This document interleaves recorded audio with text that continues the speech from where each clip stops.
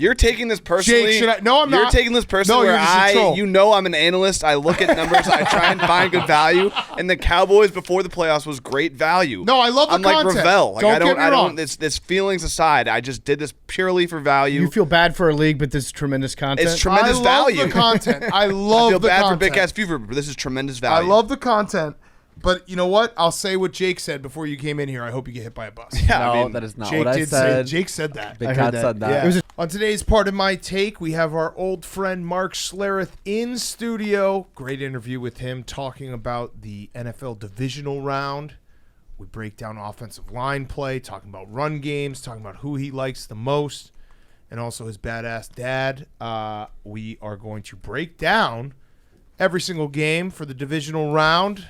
Great weekend of football ahead of us, and then we'll finish with Fyre Fest, and it's all brought to you by our friends at Game Time, created by fans for fans. Game Time is a ticketing app that makes it easier than ever to score last-minute deals on tickets to sports, concerts, and shows, and they guarantee the lowest price. They cracked the code on how to score deals on last-minute tickets. It's possible with the Game Time app. The biggest last-minute price drops can be found on the seats you thought you could never buy, and the purchase process takes just 2 taps and 10 seconds, and once you buy your tickets, they're delivered to your phone, no printer needed. The app also allows you to easily share tickets with friends via text, so you can get into the game seamlessly. Skip the hassle and enjoy the moment with Game Time. I have the Game Time app open right now. Billy's going to the Chiefs game. We'll explain why after this, but I am looking Jaguars at Chiefs. Boom, flash deal, $112 to get in. And pretty good seats. Looks like there's not a bad seat in the house at Arrowhead on Saturday. So download the Game Time app, go to the website, enter your email, and redeem code PMT for $20 off your first purchase. Terms apply. Go check it out. Great deals all the time on the Game Time app. Right now you could go to the AFC Championship game, which could be in Atlanta. That one you can get in for $320. That's crazy. Game Time app. It's the best app out there. The exclusive ticketing partner, Barstool Sports. Download the Game Time app or go to the website. Enter your email and redeem code PMT for $20 off your first purchase. Terms apply. And it's super easy and super fast. You can have tickets like that. Boom. Like that. 2 seconds. 10 seconds. Either way, Game Time is the best. So go download it right now and support Game Time, one of our favorite sponsors. Okay, let's go.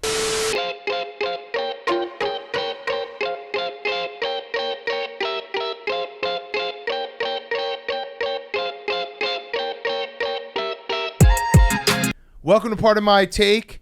Today is Friday, January 20th, and we have the NFL Divisional Round, which in my estimation is the best weekend in the NFL schedule. I'd say it's close. It's a toss-up between this and Pro Bowl weekend, the pageantry, the flag football game, which is actually a flag football game this year. Yeah, Eli versus Peyton. Yeah, it's going to be incredible to watch. But no, I'd say this and super wild card but weekend, super divisional round weekend's also pretty great. I can't choose. It's like choosing between your children. It's just something about it. I think what it is if you get, like, when you think about football and your memories, you remember the championship games. So it's like, you know what I mean? You obviously remember the Super Bowls, but you always kind of remember the championship games. So getting a ticket to that memorable spot, like a Final Four spot, feels so huge for the team, the fan base, everything. And you get 4 matchups. All these games feel like they're going to be great games, tight games. I'm so fucking excited. I just love football, boys. You know what? This weekend, maybe more than ever that we've seen recently, has some of the premier logos in football matching up against each other. The Giants and the Eagles matchup, NFC Beast rivalry. That's going to be incredible. The Cowboys and the 49ers. Two iconic. And maybe it's like a little bit of nostalgia for us. Oh, it's definitely. Because thinking back to my childhood, besides Super Bowls, I'd say NFC Championship games are maybe the ones that I remember the most. Right, that's what I'm saying. These two teams. Yeah. Bills, Bengals, feels like late 80s, early 90s. Yep. The Jaguars being the Jaguars. I'm in on the Jaguars just being the team, like we've talked about endlessly. You know, they just pop up and they spoil the party every few years. And it's like, maybe it's this year. I don't know. I'm going to be jagging off on Saturday. I'm going to probably be jagging off as well. So, all right. So some business we got to get to, and then we're going to get to every single game. Billy's going to the game. So the bet that never died, Billy's going to the game. It has nothing to do with the bowling bet. Billy's going to the game, and it's a big test for Billy football and his maturity. He just turned 24. He's going to the game. He's going with memes. He's promised 2 pieces of content. Multiple. Vice football. Is that 2? So that means over more than one. Yeah, over one piece one of and a half. content. Yeah. I'm taking the over. Yeah, over 1 piece of content from Billy from this weekend. And the deal is going to be he's going to make a video, a Vice video about Chiefs fans. We're going to put it on the Part of My Take YouTube. And if it gets 100,000 views in the first 5 days that it's posted, he will get fully reimbursed for the trip. Fair? Very fair. Very fair. I think you can do it. I'm very confident, very excited. I'm actually really thankful for the opportunity. Yeah. It's going to be great. There's still a chance that I just decide to go myself on Saturday morning, and that Well, you don't. you're not allowed to hang out with me because Billy, I want to create the content individually. You're not allowed to hang out with me. Oh, Billy. wow. I got so many he kinda DMs said from it people first. in I did. Kansas I City. did. He said I never it even wanted to. He said it first. I'm just saying. Fine. You know what? You're not Because I don't invited to want- my birthday party anymore, Billy. Seriously? No. Yeah, You're sorry. not coming. You just talked your way out of it. Sorry. I already RSVP'd. I got so many good suggestions on places to drink beer and eat meat in Kansas City. I might just wake up on so Saturday you won't morning. be hanging out Well, with no, me. you say should, YOLO. You won't should be. just send those to Billy just so he knows what places to avoid. Stay away from the Yeah, following don't drink places. I've beer at already. these places. Yeah, so we wouldn't even hang out anyway. So yeah, I'm pumped to see what you come out of this with. I want to know more about the Kansas City Chiefs superfans because it seems like Breaking Bad as a fan base. Seems like everybody's doing meth, committing crimes. I want to know more about them as people, and I want to see Billy get in and get out of a place without getting drunk. I have a Charlie Day pin board of the different Kansas City super fans. How'd that work out for him? Not good. You're like Claire Danes. and- Verbal You know meme. the episode where he lost his mind and they're like, there is no Pepe Sylvia? You have that. But verbal mean me, Charlie Day, pinboard wall, different Kansas City super fans Instagram accounts. Charlie Day is one of Billy's heroes. That he looks Idols. up Muses. to. Yeah. Have you ever seen Homeland with Claire Danes? Because that's similar to what she does. She goes psycho. Hall of Fame crier. Crier, deep breather. She has a septum problem just like you. is. Oh. This is Bromeland Yeah. with Billy football. Yeah. So I'm excited, Billy. Let's see. Over under amount of beers you drink on Saturday. Well, it depends on if there's You can't No. even answer that correctly. no. It depends on certain challenges Okay. that yeah. arise. You could have Great. just said over under half a beer, smash the under, and I wouldn't have known. Or it's like Billy's essentially saying, I'm probably going to get asked to drink a beer at some point by somebody, and it'd be rude of me not to drink that. Yeah, it'd be like beer. going to someone's home and not taking off your Well, shoes. let's say you're trying to infiltrate a group of super fans. You got to act like them. You got to like hit the pipe. Like, yeah. All right, so they if you say- drink 5 beers, you have to also rob a bank. yes, Okay, and, that's fair. Yeah, and smoke meth. yes. And make meth. And get into a fight We got to. and an orgy. A lot of things you got to do Oh, on No, one you Saturday. can't. I'm doing CIA rules. When are you flying there? Friday, so there's stuff planned for Friday. Okay, as good. Because I well. was gonna say I was worried that maybe you'd like land at like noon on Saturday and be like, all right, let's go do it. It's like everyone's ready to go into the game. I heard Memes planning with him. Memes is keeping Billy on a pretty short leach this weekend. Memes so is that's, first That's good. First No. NFL game. Yeah. It's going to be a tour de force. A tour de force. Billy, you need to work on under promising and over delivering. I know. It is a weakness. Yeah, I'm sorry. It's gonna be chill. It's going to be chill. Yeah, it's And gonna be chill. Jackson Mahomes, if you're listening, try to get into TikTok, TikTok. with Billy. Yeah. We need you to find Jackson Mahomes. Actually, I'll throw that in there. You don't even have to get 100,000 views if you get a actual TikTok with Jackson Mahomes. I was thinking about that. That's your golden ticket. okay. So if all else fails, you got to find Jackson Mahomes and do I want like a wiggle dick TikTok. It's like gotta really be- dancing. He hasn't done a TikTok in a very long time. So You that gotta would bring be him even back. more. Yeah, You gotta do a coordinated dance with him. you're like Okay. the guy who found Bobby Fischer. Exactly. I don't know. I watched that movie. I don't know if that's actually. Oh, you're the guy who got who's the guy who made the workout videos who's stuck in his house? Oh, Richard Richard Sherman.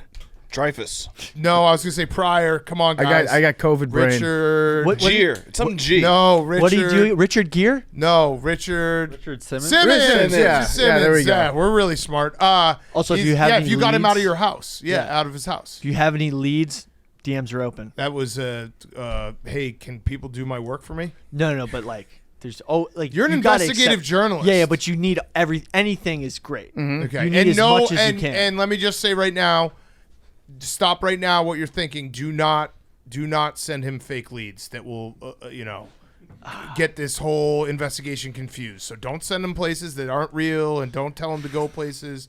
Don't do that. Man. Don't you dare do that, people. Don't do that. So this is just a small sample of some of the DMs I've gotten for stuff to do in Kansas City. Check this out. You should stop by. I've got a nice apartment you can crash in. Nice. We have plenty of Coors Light and complimentary pot. Oh. So don't go to this guy's apartment. That sounds like you have to pay for the beer. That's true. Plenty of Coors Light. They would have said but complimentary beer. And I'll bet it's really bad weed. Don't smoke weed. So. Yeah, you got to pay for everything else except the weed. Okay, that's one order of business. Sweet. So good luck, Billy. I'm excited to see what comes of this. 2 videos, I promise. Okay, 2 over YouTube. one. Just say over one. Over one video. Because what if you make 3? 0.5. 1.5. Now I'm under promising. Oh, so over you're going to half come back a with video. at least a video. Yes. Video. All right. A single video. And then the other one is we're doing the Ray Allen bet. So this is winner gets to tweet the Ray Allen tweet and then not discuss it for 24 hours. Hank, Max, myself, PFT, and Billy are all in. It's going to be very simple. It's elimination. Everyone gets one pick this weekend. Whoever wins gets to go to the next one. And then we'll finish it with if we get to the Super Bowl, there's multiple people. We'll do props and stuff, whatever it is. But everyone has one pick that they love for the weekend that we'll get to as we go through the games. You can shout out your one pick. And no cheating on this. So I'm mentally going to make my pick. I've already made my pick. I've got my pick locked into my brain now. Okay. Now. I've had my pick locked into my brain since Monday or Tuesday, and it might be a game of the year. Now. Okay. I've been switching between 2 picks back and forth. Nice. Like the Ray Allen. But I might be there soon. That's good. Nice. And winner gets to tweet it. It's going to be fun. All right, let's get into the games. I have my pick too. I don't know. Okay. All right. Yeah. Good. We'll get to your game at the end. It's the last in chronological order. Yeah, Hank. we Have know you what looked your at the pick schedule is. of the weekend? We know your pick. No, you don't. Oh, okay. I actually do. There's 1 or 2 that could be. Really quickly, thank you to everyone who retweeted the video to get it to 2,500 retweets for 15 seconds. We did do it by the end. Yeah. There was a lot of evidence. We actually probably hit it a couple times. So thanks everyone who did it. We did it. We did it, Joe. Yeah, my favorite part of Billy's video was the very first word of the video was a lie. Literally the very first word. What? It started out, it's like nice dramatic music, camera panning in, and Billy goes, centuries ago, football was invented. Football was invented centuries ago. I guess 2? Century. Well, no, it's more than 100, right? More. It's 100. It's over 100 years. Centuries means 200 years. Yeah, I guess that would be. Well, yeah. It's in the 2nd century. There are as many centuries as videos Billy will be making out of this. We are in the the 2nd 19th century of football. 19th century, Yeah. 20th century. But you can't say 21st century. But you don't get to say centuries ago if it's not 2. Well, that's 2. It 21st spanned century, multiple centuries. 20th century. Correct. It Yeah. spanned multiple 19th centuries, century. but it's not centuries ago. I think you might be wrong on this one. I think that you're doubly not invited to my birthday party. You're not invited next year. That means double No, not negative invited positive. next year. Sorry. Okay. See ya. Okay. Jaguars Chiefs, the game Billy's going to be at. Right now it's sitting at Jaguars +9 and over-under is 52.5. I think we might have snow in this game. Did I hear that? Weather might be not real, but 38 degrees. Snow? Lightly flurry. If you get to go to a snow game, that's going to be so sick. Damn it. In Arrowhead? I'm concerned now about the Jaguars. The Jaguars are a lot of things, but a warm weather team, a cold weather team, they're not. Yeah. But I'm still going to say fuck it and bet on the Jaguars because Trevor Lawrence Saturday. They just seem like a team that fucks everything up. So I'm pretty confident the Chiefs are going to win this game, but they don't cover big spreads, and the Doug Peterson aspect always Doug Peterson has reached a level for me coaching where it's like they always got a chance. Yeah, they always got a chance with Dougie P. Doing some crazy shit. When he moved into Philadelphia and he became the coach of the Eagles, Do you think he felt like a little? How much of the Philadelphia front office was like customized Andy Reid stuff that Andy had set up around he got his chair just the way that he likes it. Yep. The setup. Dougie P probably had to go in there and rearrange the entire office. I don't know if there's like a little bit of animosity if Andy Reid doesn't like Dougie P because he filled his shoes in Philadelphia. But Andy Reid off of a bye is just unstoppable.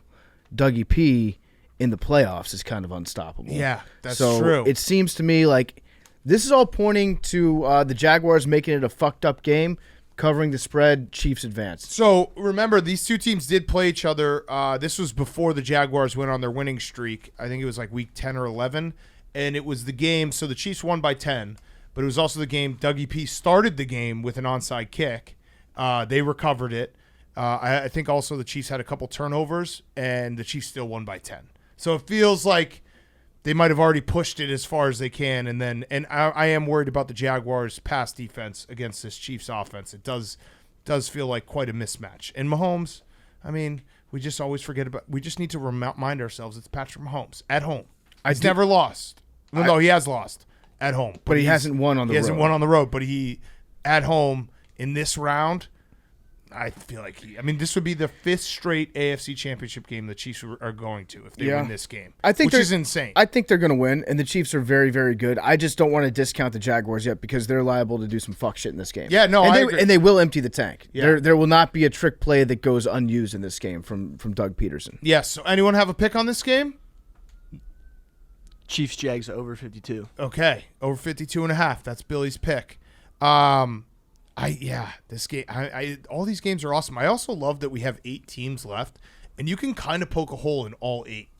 Some you can poke in an even bigger hole, but it doesn't feel like we have one team that is so dominant that is just going to cakewalk to the Super Bowl. Yeah, Max, how do you feel as a Philly guy?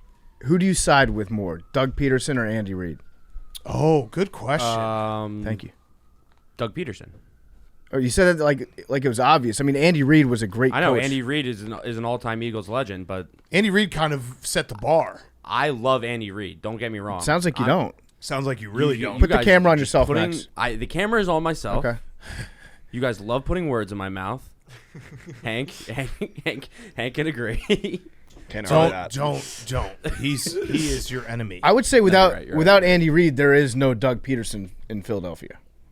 But rings are rings. That's like true. Super Bowl. Flags fly forever. Flags fly forever. Yeah. There's a statue of Doug Peterson outside of the link. There's not a statue of Andy Reid. There should be a statue of Andy Reid. Yeah. I don't hate that idea either, but right now there is one of Doug Peterson. A bigger statue of Andy Reid wearing his Michelin Man coat. I love this time of year for Andy Reid because Andy has, believe it or not, he's slimmed down a bunch over the last 5-6 years. He still likes a good cheeseburger.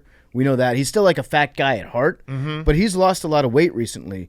But when he gets cold, when he bundles up, he still has the old fat coats that he puts on. He looks like the Stay Puft Man. He looks like the Andy Reid of old, which is always fun to see.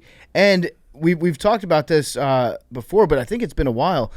A fat coach has never won a Super Bowl besides Andy Reid. Yeah. Right? Like Mike Holmgren is probably the closest that and we he have. was skinnier then. And when Bo significantly Parcells, skinnier. when he won a Super Bowl, Belichick has gotten a little heavier, but I wouldn't call him fat. no, I don't think that a truly fat coach, has won a Super Bowl. I guess Mike Holmgren, he was chunky, but he got bigger as the years went on. But he was chunky-ish when he won it with the Packers. Yeah. But yeah, it for the amount of mass that is involved in football, you'd think more fat coaches would win. Yeah, when Andy won, he was a big boy, but he wasn't the Andy of old. Yeah, what were you gonna say? Am I crazy? Did John Madden not win a Super Bowl? Yeah, but he was actually kind of jacked. Not jacked, but he's I wouldn't ever was John Madden fat? I'm looking. I think he was just big. he was definitely fat for his time. Like, is David Baker fat? No, I think he's just big. He fills out his frame. Right. John Madden was overweight when he won the Super Bowl, but I would not call him fat. Also, that was back when overweight was a sign of power. Look at this, Billy. Here's a picture. Should be today, but it doesn't. Here's a picture of John Madden on the sidelines. All the Instagram influencers, skinny's in. No. being fat means that you're well fed, means you're rich, means you have power. Did you see that one dude's post a couple That's how weeks it ago should about be. how small penises are actually the most beautiful thing in the world? Yeah, they're cute. And back in the old days, back in the classic days of yore, Yeah, he's not that fat. He's not that fat. He's just a big guy. But his pants are high waisted, so you can't see. Okay, so a couple fat coaches have won the Super Bowl. it's rare. It is rare. Okay, so that game, we have Billy has one pick on that game. Next game up, it is Saturday night. It's going to be a war. Giants plus 7.5 in Philadelphia. Over/under is 48. I've done some prying, Max. I've heard some reports that Jalen Hurts is looking good, feeling better.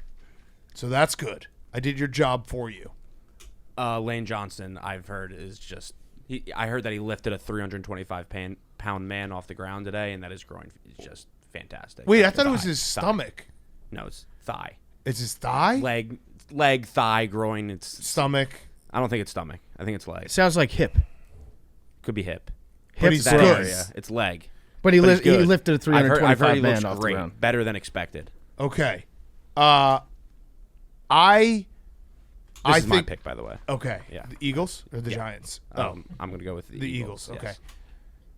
Yes. Now this might hurt me because I'm going to poke a hole in the Giants, and I know that the Eagles have been talked about obviously all year. Didn't play anyone. You know, they're frauds. There's been some conversation about that. I do not think they're frauds, but the Giants. I just want to list their wins just so that like we can remember this for a second. They beat the Titans, a bad Titans team, week 1. They beat the Panthers, a really bad Panthers team, week 2. That was when the Panthers were like spiraling. That was Matt Rule Panthers. They beat the Bears, the worst team in the league. They beat the Packers, which at the time the Packers were still considered Super Bowl, so I'll give them that. Ravens, remember that Ravens game where the Ravens were winning all game and then the Giants were able to come back? The Giants have that knack. They're a very good football team in terms of keeping it close. The Jaguars, remember the Jaguars got stopped at the 1 yard line? Yep. Okay, so good start. Not going to take anything away from that. That 1 yard line stop reminds me of, I think that was the first Giants Super Bowl that they got with Eli, where I want to say week 2, week 3, they had a goal line stand just like that propelled them. Yeah. So they started 6-1, good team. Since then, since they were 6-1, their wins have been against the Texans, the Commanders, and the Colts. Okay. One of these 3 is not like the others. Yeah, they also tied the Commanders. Yeah. In the Commanders game, the Commanders got screwed. We did. So, again, I think the Giants are good. I also think that the Vikings weren't good, and they played a perfect game. And I think the Giants have some issues stopping the run that will be exposed by the Eagles. And we work with a lot of Giants fans. I think if you're a Giants fan in your DNA, with the way that those 2 Eli Super Bowls worked out, they have like the confidence of anything can happen, which I don't blame them because anything did happen those years. I think that most Giants fans right now are happy to be here. Right. They've reached the point in the season where they won a playoff game. That's huge for them. Nobody expected that. Now, at this point, they're like, you have to get yourself amped up for this weekend by dropping the anything can happen line. But you know that you've got a flawed team. Right. You know that you're not a great team just yet. And you know Brian Dable's a great coach. Oh, yeah. You know that maybe in the future you're going to be able to put something together where you will have expectations next year. But right now, it's tough to beat a team 3 times in the same season. It is tough to beat a team 3 times. But I'm doing this because I'm pointing out that the 2011-2007 Giants teams, and like I said, most Giants fans, when they start to get, like, those teams weren't great and then they got great. Like, they played great down the stretch. They played great football leading up to it and then going to the Super Bowl and winning the Super Bowl. This team, they played great for the first 2 months. They were bad. They were objectively bad for the last 2 months. They beat the teams they should have beat, and then they went and played the Vikings, and everyone loves them in this game. And I don't really get it. They got very lucky at the end of a few games, but again, it was really well coached, so it was one of those you make your own luck type situations. But they do occasionally shoot themselves in the foot, and you haven't seen that since Plaxico. Yeah. So what's your biggest concern in this game? Mine would be Daniel Jones just playing out of his mind because he has been absolutely spectacular. That's not my biggest concern. Oh. Before I get to that, I also want to add one thing. We've been talking a lot about point differential in the NFL. The Giants are also a team in the playoffs that have a negative point differential. Okay, that's fair because we've brought given that this up about a the lot. Vikings. Now the Giants had a worse point differential than the Vikings. But the Vikings also had a much better record than the Giants. Correct. So it's kind of to be expected that their point differential be worse. But they had the second lowest point differential in the playoffs behind the Bucks, who had a losing record. So that makes sense. Okay, so it sounds like you're giving a lot of bulletin board material to the Giants right now. Yeah, if the Giants are listening to this podcast, I'm happy to give them bulletin board material. There's honestly definitely at least one member of the New York Giants that's listening to this podcast right now. So I want you to address your comments to that person, that individual. What are the Eagles going to do to him on Saturday? Listen, the Giants are a cute team. You know, they have this new coach. He's a good coach. He's a good coach. He's a really, really good coach. I wouldn't be surprised if the Giants score first tomorrow. Dable has a good script going for the first series. They come out with a touchdown. Kafka, yeah. But at the end of the day, the Eagles are just a better football team. That's right. That was kind of what my point. They're a better football team. If Jalen Hurts is 80 to 85%, because he's not going to be 100% tomorrow, but I don't think we need it. He's not. Why not? Because he's. How do you measure with that line of thinking? You're right. He's not going to. I love how in Max's mind it's like a video game where if you just like select Jalen Hurts as a character, it will tell you that he's 82% exactly healthy. You should maybe eat a pizza like Ninja Turtles. Yeah, or like walk over a medical kit. Yeah, and then hit himself with a stem. Mm-hmm. But what happened? How do we know if he's 82%? That's my analysis. I've seen some throws of practice this week. I'm giving 85%. So they weren't good? No. It was 100% is like the best in the NFL. So 85%. I don't even think it's throwing. I think it's you'll know how injured Jalen Hurts is by the first 15 plays, how many times he runs. That's really what it will come. Like if he's running, if they're running the real offense where there's designed runs, he's moving in the pocket, he's not afraid to tuck it and go. He's 100%. If it's we're using the running backs, we're not using Jalen Hurts. There's an element of the offense that doesn't look the same as it did when they won 13 games or 14 games. Then I'll be a little concerned. That's the only thing I'm scared of this entire game. Okay. Are you a little bit worried that they beat you by losing 16-22 in Week 18? Mm-hmm. That was a statement lost by them. That was. Nah. See, 22-16. People are gonna hop on. No, but Jake, I said that the 16-22. Giants beat them 16-22 because they lost. That's fair. Wow, people are gonna jump all over you, Jake. Yeah, they they are are. going to jump on I don't you. know, ball. I just I understand where Giants fans are coming from, because if you win a Super Bowl against the Patriots, you beat Tom Brady twice, and you did it with a 10-6 team and a 9-7 team. That would put in your brain that anything is like just get in the dance and magic can happen. So I get that. I just look at the Giants in the last 2 months, and they played incredible against the Vikings. But other than that, like they were kind of sputtering down the stretch.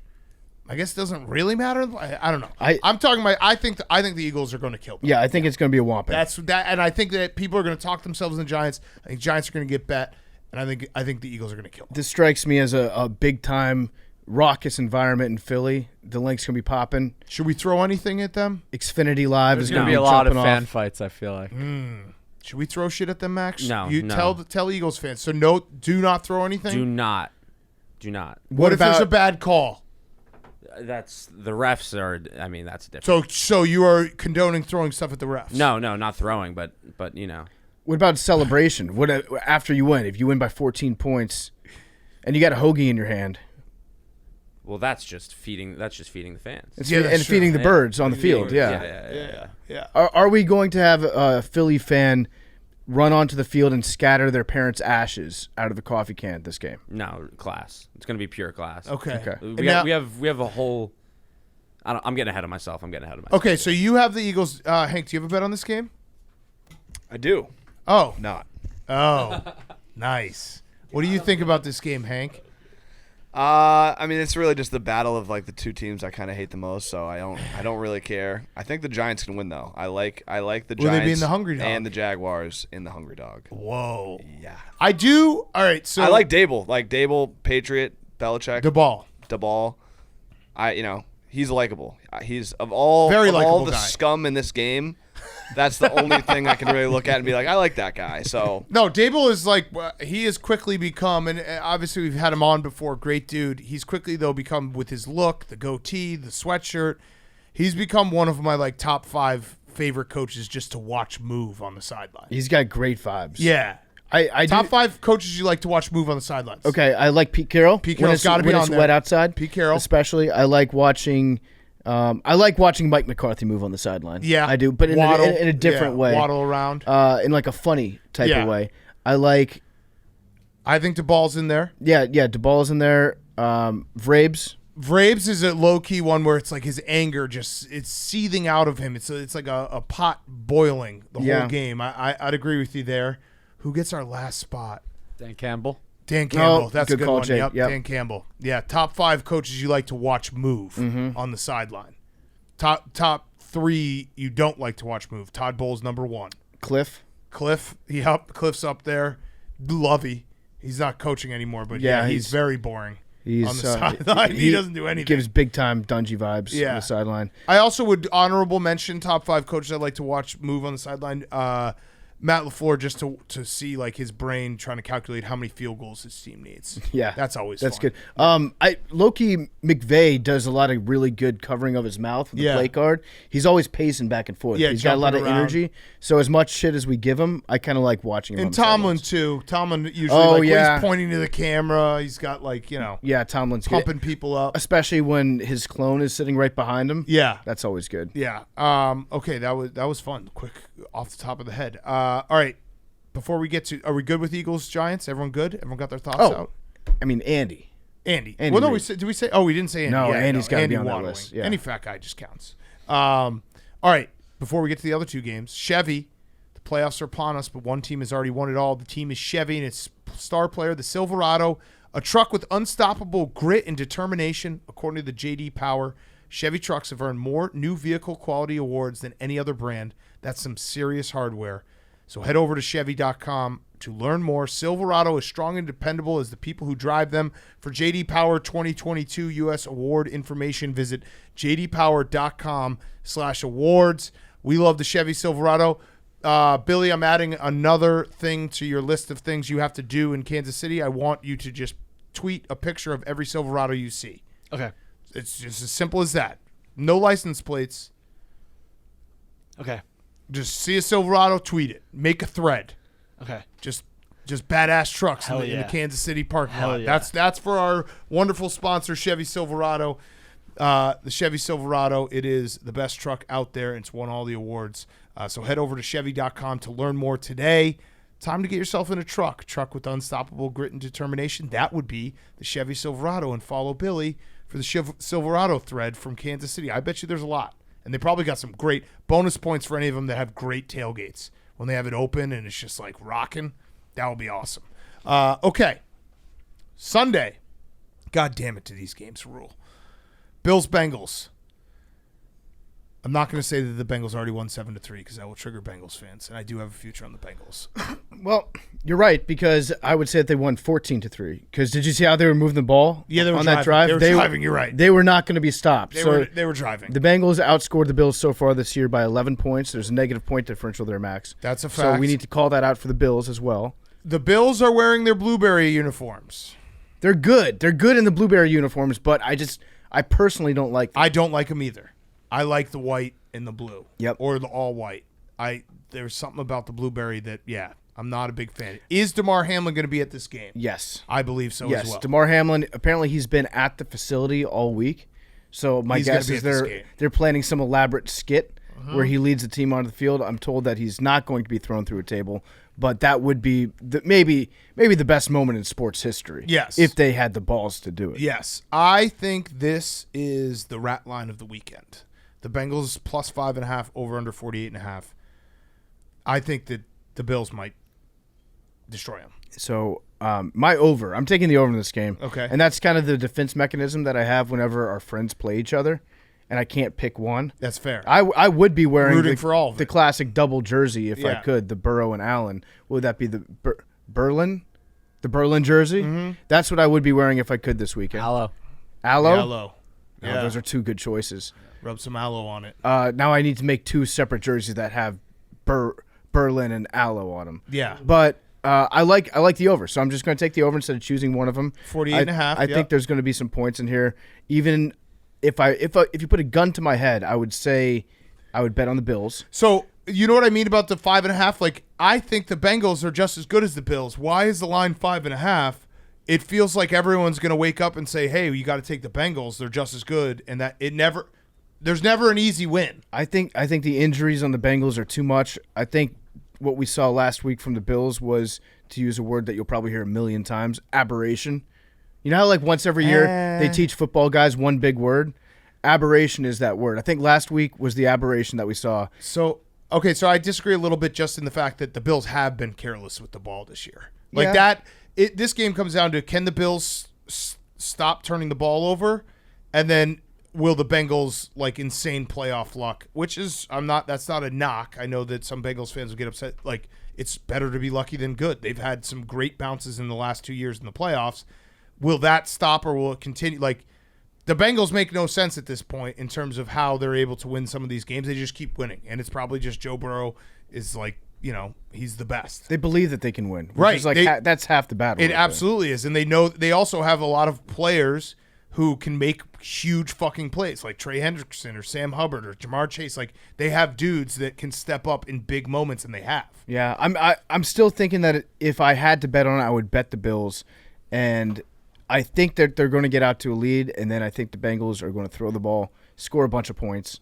So over 48.5, that's what I'm going with. So I'll be hoping I'm wrong that the Bills are going to destroy them, just because I have that Bengals future. But again, it is our two friends, and I do love Buffalo, and I mean Buffalo getting to the Super Bowl this year would just be the best story ever. Yeah. It really would. It would. You know what? This game is tailor-made. We're ready to have a hell of a weekend with Kansas City Chiefs fans, because there's a good possibility that the Chiefs blow out the Jaguars. If there's a game that's going to be a blowout, I would say that's probably right up there with any of these.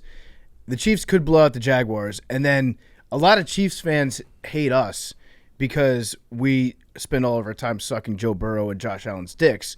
But even though we also get suck criticized for sucking Mahomes' dick. But yeah. that's the disrespect card that you have to go on if you're a Chiefs fan right now. Yeah. It's like they don't respect Patrick Mahomes enough for being great. So we could find ourselves in a situation where Joe and Josh don't play so great, and then the Chiefs blow out the Jaguars, and then next thing you know, Chiefs fans just have a full week of shitting down our throats. Yes. Well, I mean, I do appreciate it. AWL's like playoffs mean it's different for them as well. They basically pour over, like, if you're a fan of one of these teams, you pour over every single thing we say. Yeah. And then like harp on like, you said this, you said that. Yeah. I like that. That's the playoff intensity. Playoff speed's different on the internet. It is. Like, you accidentally say Asante Samuel's not that good, and then he has the best game ever. Like, that happens. Yeah. So it's just, I appreciate AWL's picking apart any slight at their team, even if we also compliment their team as well. Well, maybe sending Billy down there as a token of our appreciation. Yeah. That'll take some or maybe it'll make things worse. We're I'm not sending sure. our best boy. Yeah. Yeah, he's on the front lines, and if he's a sacrifice. He's cannon fodder. You can have him. Yeah. If you become part of Kansas City and they just take you as their own, I will not fight. Isn't that how? Wouldn't you want it that way? Like, what if you call us on Sunday? You're like, guys, this really nice family. They adopted me. They said I'm just going to be here forever now. They got me a job as a butcher in the back of one of the in one of the butcher shops, making some of the best barbecue in the world. So I'm not coming back. Would you like us to fight for you or no? That's okay. You can leave me. Okay. Okay, all we'll right. let you go. That's how springtime got started in Greek mythology. They kidnapped Persephone, and she had to stay down there half the year. Maybe Billy just becomes their version of, what's her name? I think it's Persephone. Yeah. Down in You're with Persephone. Hades? Down in Hades, Yeah. yeah. But Kansas City's Hades. Yeah. She probably had a great time down there. Yeah. Probably got railed out like a motherfucker. They're tight. Hey, do you have a bet on this game? No. Oh, that's interesting. So you and I have both not selected a pick, and we only have one game left. That is interesting. That's very interesting. Okay, last game. This is going to be my game of the year. Oh, Mine too. I'm taking the Cowboys. Same. is the Cowboys your pick? Cowboys my pick. Money line. No shit. Game of the year. Cowboys. I wrote it down when you're like, you don't know what I'm going to pick. Damn. No shit. Yeah. This is going to be a fun weekend, I think, for part of my take, because Hank has fully embraced his inner Skip Bayless. Do you have your starter pack? I want you in full Cowboys gear. Yeah, I have a Dak jersey on the way. I bought some Jordans yesterday. Oh my God! Tweet. I got what? Skip. Can't lose in these shoes. Yeah. Yeah. And I need to get jean shorts still and some fake earrings. Yeah, I was talking to Hank about the fake earrings yesterday, because we got to have him at least rocking like one little diamond stud. Yeah. And Hank was like, well, my ears used to be pierced, so the holes are there. I don't think that's how ear piercings work. But he was like, I can get them re-pierced. Well, yeah. I think you definitely have to get your ears re-pierced. You can still see, like I can still feel them. I think it doesn't go all the way if I through. put an earring through, it would go through a lot easier. Okay, so let's do that live on air. Having had them pierced, You gotta- get me that's- a nice earring. Great. Hank, you got to, as much as I would like to just stab you through your ear live on camera, I feel like you got to go to a mall. That's how. No, Well, that's how I let pierce him. them. He's gonna get his ears are gonna get so infected. Yeah, That's you how should do I. it. You That's should do how I it. pierced them You originally. should do it. Me and my friends literally just pushed earrings through each other's ears. You do. What? Oh my God. How long did it take? Not long. It was quick and easy. What did your mom say when you came home? And I you're feel like, "My so ears bad are for you. pierced"? I've met your parents. They're wonderful people. It was a bad And they time. had to deal it was with a bad you. time in the Lockwood house. Do you have That any, was the least of their problems. do you have any pictures of you as like as a Oh, rowdy yeah. young boy with your ears pierced? Yeah. We need to just send them an apology. Did you being have- like, I'm sorry. We've taken Hank in for the last decade. We understand what you went through. I think Hank might have always been a Cowboys fan his entire life. He just didn't know it. He didn't know He it. was just born in the wrong, Yeah, in the wrong because zip it is. code. Yeah, you live in the troll world. That's not, Did you have 2 ears pierced? yeah. Yeah, Hank, you were born a Cowboys fan. Fake ass earrings. This is like our son discovering his true personality, Yeah. and he's coming out to us as a Cowboys Hey, fan. it's 2023. And we're like, no, absolutely not. No son of mine. Yeah. We need to get him into conversion therapy. You're not a Cowboys fan. I might make this my game of the year, and I'm going to take the over. I love this over. I love this over so much. I actually, Hank, you ready for this? I absolutely think the Cowboys can win this game. Yes. 46. 46. I absolutely think the Cowboys can win this game. I'm very nervous about this game. I am. So, in fairness to what I talked about with the New York Giants and what they went through at the end of their year and not winning a lot of games and winning against really bad teams, the 49ers have also gone through a pretty shitty stretch of teams that they've dominated. So, since their loss to the Chiefs, they have won every game since. They beat the Rams. They beat the Chargers, the Cardinals, the Saints. The Dolphins count because the Dolphins did have Tua. The Bucks, who stink. The Seahawks, the Commanders, the Raiders, the Cardinals. A lot of teams that weren't very good. And here's what my biggest concern is. If the Niners get, like, the Niners have been in a lot of games where they've been much better than the other team. This is a game where the talent is pretty similar. What's that going to look like? You know what I mean? They are so talented, and they've been able to roll over so many teams. Now they play a team that has as many stars. That's no pun intended because they are the Cowboys. But I'm a little nervous what that looks like if they go down. If you have to start making some decisions here where it's like crunch time and Brock Purdy. I still think Dak will at some point go back to bad Dak, but it might not be this game. I think the Niners are going to win, but I'm very nervous. I think the Niners are going to get enough pressure on Dak that he's going to make some mistakes. Their defense is good enough. And with the Cowboys, I think sometimes we talk about the Cowboys a lot more because they're the Cowboys. Right. And we talk about their players and we overhype their players. I actually do think that this is a very talented Cowboys team. It is. So Dak should be good, right? In theory. Theoretically, Dak Prescott is a good quarterback. CeeDee Lamb is one of the best receivers in the league. You've got Micah Parsons, who could be a Defensive Player of the Year. Michael Gallup, I love Michael Gallup. I always think he gets slept on. Yeah, you've got Tony Pollard, Ezekiel Elliott, who'll be a lot fat of next names. year. This A is lot the of last skinny. names. If you're doing a guy off, I actually think that the Cowboys could compete with just about anybody. And then Dan Quinn, maybe the Defensive Coordinator of the Year. But Mike McCarthy's a big fat idiot. It's true. I need to know what sweatshirt he's going to be wearing. Are they going to let him draw his own sweatshirt again this weekend? They might. Imagine Cowboys-Eagles NFC Championship game. I will probably try to fist fight you. It will get ugly. Is Mike McCarthy going to smash a watermelon before this game? Inquiring he better minds not. need to know. The one thing that I feel is in the 49ers' favor is the Cowboys' defense after they lost Anthony Brown. They haven't really been able to fill that second cornerback role, and their pass defense has been not as great. So they kind of fell off a little bit of a cliff at the end of the year. That would be like if Brock Purdy is slinging it, if we're rocking out with our Brock out, I feel confident. But you keep saying he's a rookie quarterback, and it makes me nervous. And He I is also a rookie look at quarterback. Brock Purdy. I've been trying to like pump myself up. Like this has to end now. Hank's trolling, relentless trolling of Fact not only speaking. us but the AWLs. At some point, you're just going to admit I'm correct. No. Yeah, if they win the Super Bowl. Yeah. Right. Yeah, but that's and not if gonna they happen. don't, you're going to admit that you were a troll this whole time.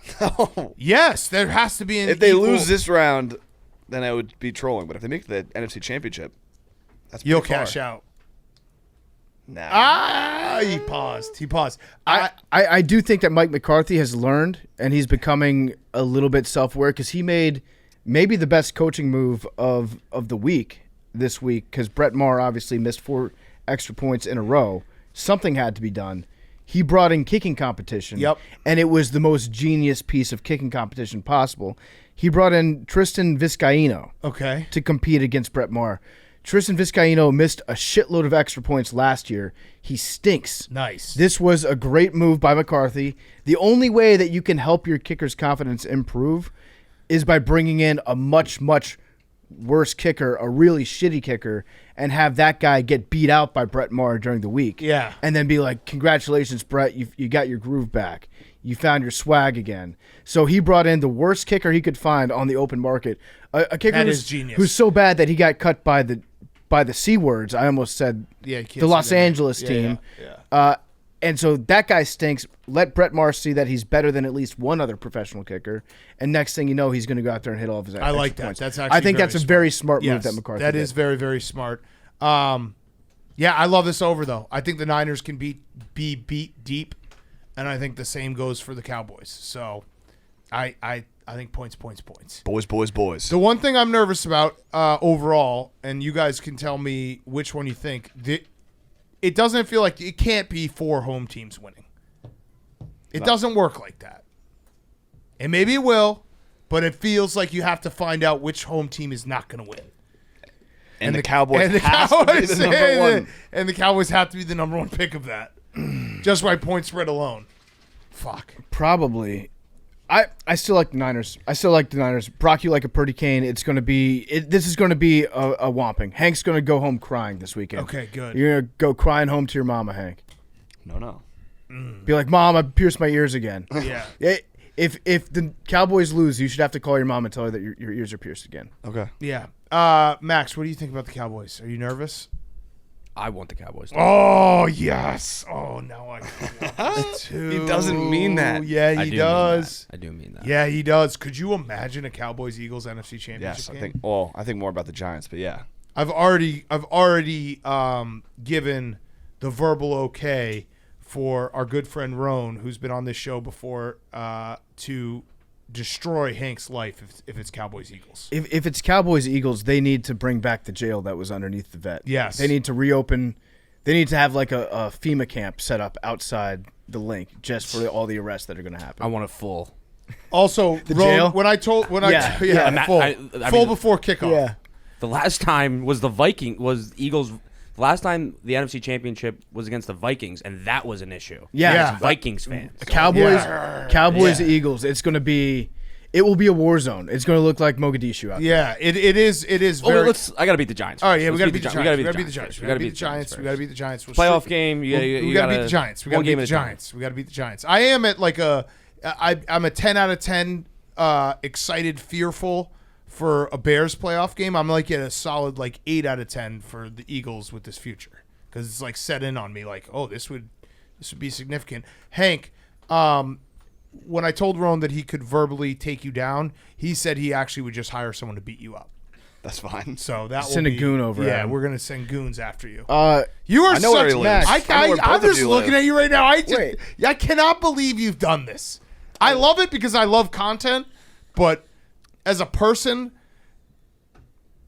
You're taking this personally. Jake, no, I'm not. You're taking this personally No, where you're just a troll. you know I'm an analyst. I look at numbers. I try and find good value. And the Cowboys before the playoffs was great value. No, I love the I'm content. like Ravel. Like Don't I don't. get me I wrong. don't. This feelings aside, I just did this purely for value. You feel bad for a league, but this is tremendous content. It's tremendous I love value. the content. I I love feel the bad content. for Big Ass Fever, but this is tremendous I value. love the content, but you know what? I'll say what Jake said before you came in here. I hope you get hit by a bus. Yeah, No, I mean, that is not Jake what I did said. say. Jake said that. Big I Cat heard that. said that. Yeah. It was a train. No, he said a Big Cat train. said that. I said that. It was just me, Max, and Jake in here. I was like, I hope Hank gets hit by a bus. Jake goes, whoa! One thing we should note for this game too: Kyle Shanahan rocking his Legends Part of My Take hoodie at the press conference. Yeah, so on that's a Wednesday. great point, Jake. That was It really feels- cool to see. It feels awesome to root for people that support us. you know? Yeah. Yeah. Like there's something really nice about the fact that it's a symbiotic relationship. We want the AWLs, all of them, to do great at whatever job that they've chosen, whatever line of work that they're in. If they're in a high pressure situation, we want you guys to succeed. Except for Hank, who Yeah. wants you to throw up all over your face. Yeah, it's great to see Kyle Shanahan's an NFL head coach. He's an incredible coach, storied family, all this stuff, and he's wearing our little old podcast. the biggest week of the year for the them. biggest week of the year for him so far. Okay, you remember when we started this podcast? It was me, you, and Hank in my living room. Yeah. And we just had nothing but stars in our eyes, wondering what the future could possibly look like. And now we've got the head coach of one of the best teams in football hosting a playoff game. If you had told me back when we were sitting in your kitchen in Austin, when we were starting this show, Yeah. that someday in the future, before the divisional round, the head coach of the San Francisco 49ers would be wearing the Part of My Take sweatshirt, I'd be like, yeah, that makes sense. We're really talented. But if you had told me that Hank would be rooting against that guy, I'd be like, well, that makes even more sense. He's a troll fuckface. Yep. So that means if the 49ers beat the Cowboys, then No. Hank. I'll defend Hank here. Hank is obviously, riding with our boy, one of the best interviews we've ever had on this show, Dak Prescott. correct. Yeah. Great. Who I think his last thing that he said to his publicist as he was hanging up was that went awful. Those guys are weird. I think he said they wanted me to talk about porn stars. You did. I mean, you're horny, Hank. You showed up on the bonk list. That's fine. Yeah. Big time. Don't forget. I Don't forget. I know what Hank's doing, and I keep trying to tell myself not to pile on, but it's really fun to pile on Hank. Yeah, it is. It's And awesome. also, I did get a text message. I will not name who. Someone who might be competing in the entire divisional round. You can just decide whatever team that I only shared with PFT, and it was very fun. It was a very funny. It was a very funny text. message. Remember, if you guys told me in 2016 in Austin that you guys were just gonna be name dropping NFL stars, I didn't name He drop. didn't. Who did I While name? we're He said Who did I no. name we're drop? doing Michael Who did I Wilbon name drop segments, I'm like, damn, they Who sold did out. I name Sad. drop? Wait, who did I name What drop? show What is this name did I even name anymore? drop? Tell me what name I name drop. Some player. No, Like, I said it's cool. someone who's involved in the. Congratulations. It could be a fucking towel boy. Player You don't coach. know. I'm not. No, We don't name drop on this show. It could be anyone. It could be a Right. fucking. It could be But a the ticket co- salesman. yeah, We don't name drop on the show. I just Well, hope Kyle that our good Shanahan friends would. like Joe and Josh play really well this weekend. And Dak. And Dak, Yeah. great friend. Great friend Dak. Okay, do we do Mount Rushmore? We should do one. Dak. Yeah. Shut up. Dynamic But not a Dak. troll. I did try to troll Hank out of that bet last week, but to Hank's credit, Dak did. He had like 30 rushing At yards. least. Incredible. Yeah. No, you were right. You were right on that. I'll take Miles Sanders. I'll do Saquon. I'm gonna go Josh. Okay, Josh. So Josh. you can bet it in the Barstool Sportsbook. Josh Allen, Christian McCaffrey, Miles Sanders, Saquon, all to go over 50 yards, and we'll be boosted. Love it. What do you want to get spicy with it? What? What if we put in a Boston Scott touchdown too? Oh. He scored a touchdown in Yeah. past What if we did a 8 Mount games, Rushmore I for think, 4 touchdowns? against the Giants? Oh. Oh. 4 guys to score. That's spicy. Oh. Why don't we do both? 4 to score. Why not both? Yeah. Let's do a Mount Rushmore and a 4 to Okay. score All right, so we'll put Josh Allen in as the 4th for rushing. for rushing, And then we'll do 4 to score. Boston Scott. Boston Scott. Dak. Mm. Should we do one each game? Are you really? Is your pick really Dak, or are you trolling?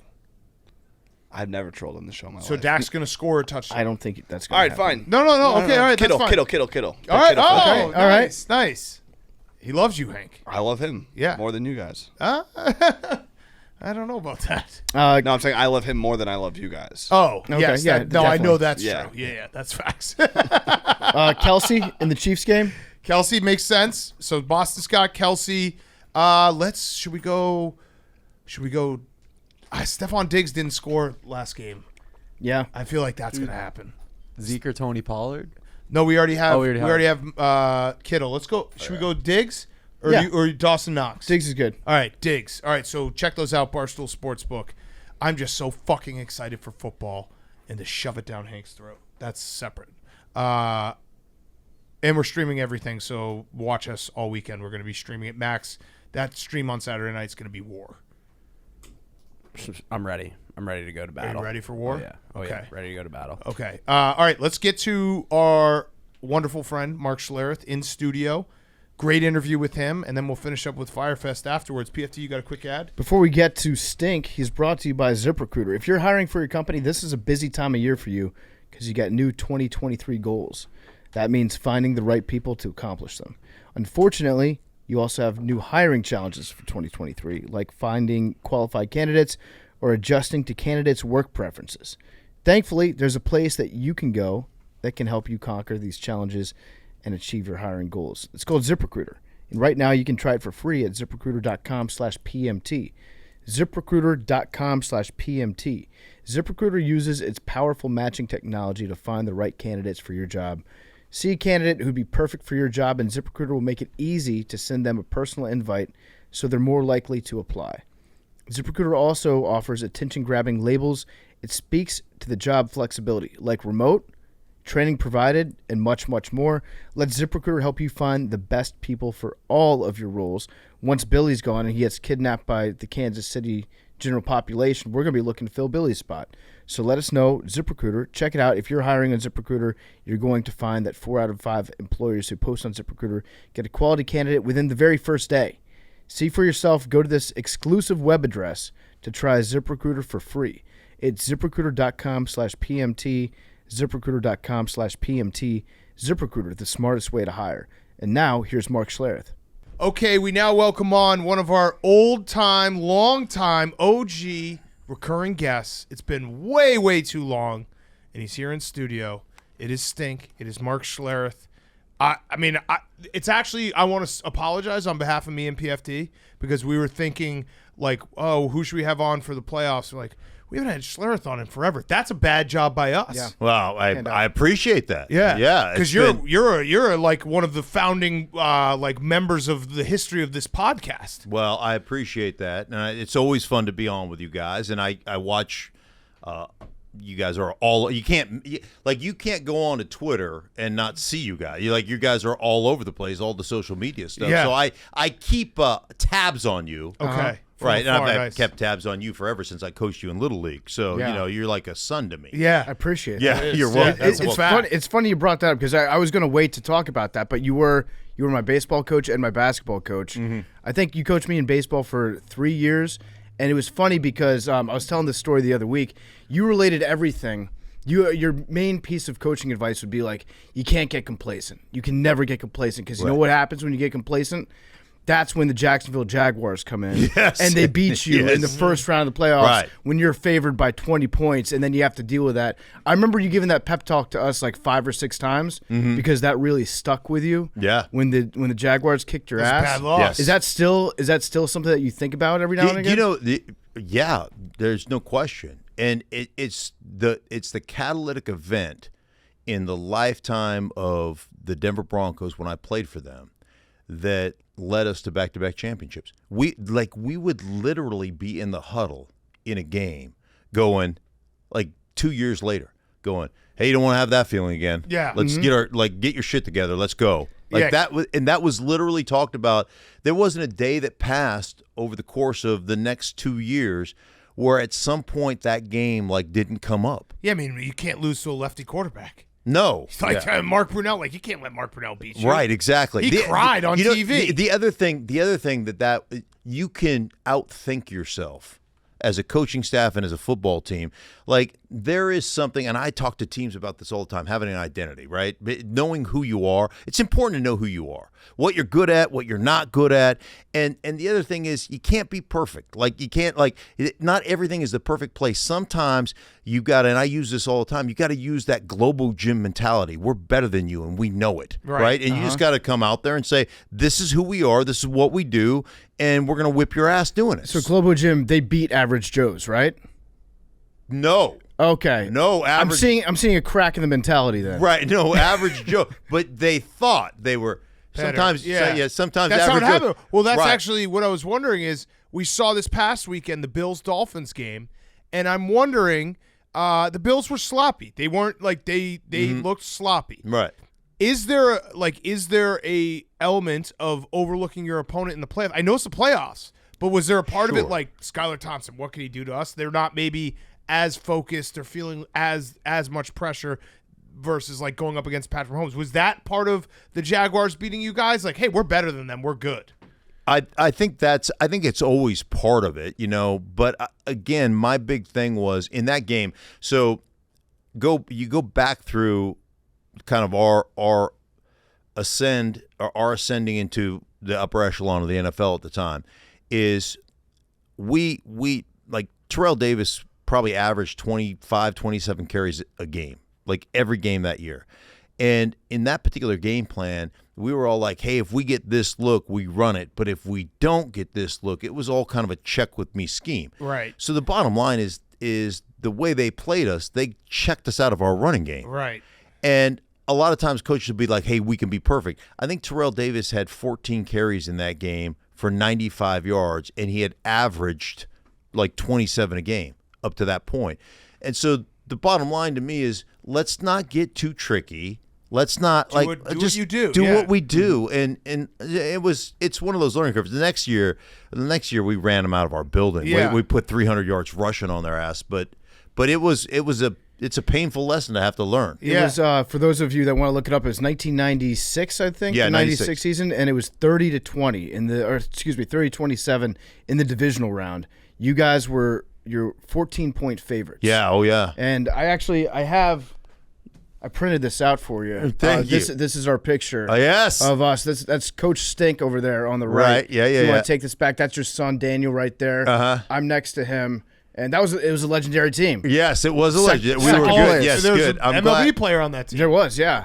I actually was ahead of the Major League Baseball player in the rotation, in the pitching rotation. Right. Yeah. Because that was prior to Daniel's growth spurt that he had. Yes, So I'll give you exactly. that if you I wanna am take it taking home. that with me because that's a hilarious picture. So, talking about the run game and what you guys did, when you watch Kyle Shanahan in the Niners, Yeah. let's start here. Is it like a borderline erotic? Because I watch it sometimes and I'm like, it's so beautiful. It is. Watch when they Right. when they block correctly and guys are running free in these enormous holes. There's nothing like it in football. It's prettier than a pass game. Yeah, it is incredible, and it's funny because as I travel around doing what I do now, calling games for Fox, like there is, and I talk to coaches all across the board in the offseason. I probably talked to 12 coaching staffs, so like members of coaching staffs. There was not one team in the NFL that I talked to last offseason that wasn't studying the Niners run game. Because it's that good, and there's so many different elements to it that make it good. The shifts and the motions, what they do is you shift and then you motion back, and how you snap the ball. What you end up doing is every time you shift or motion, the defense has to adjust because of strength.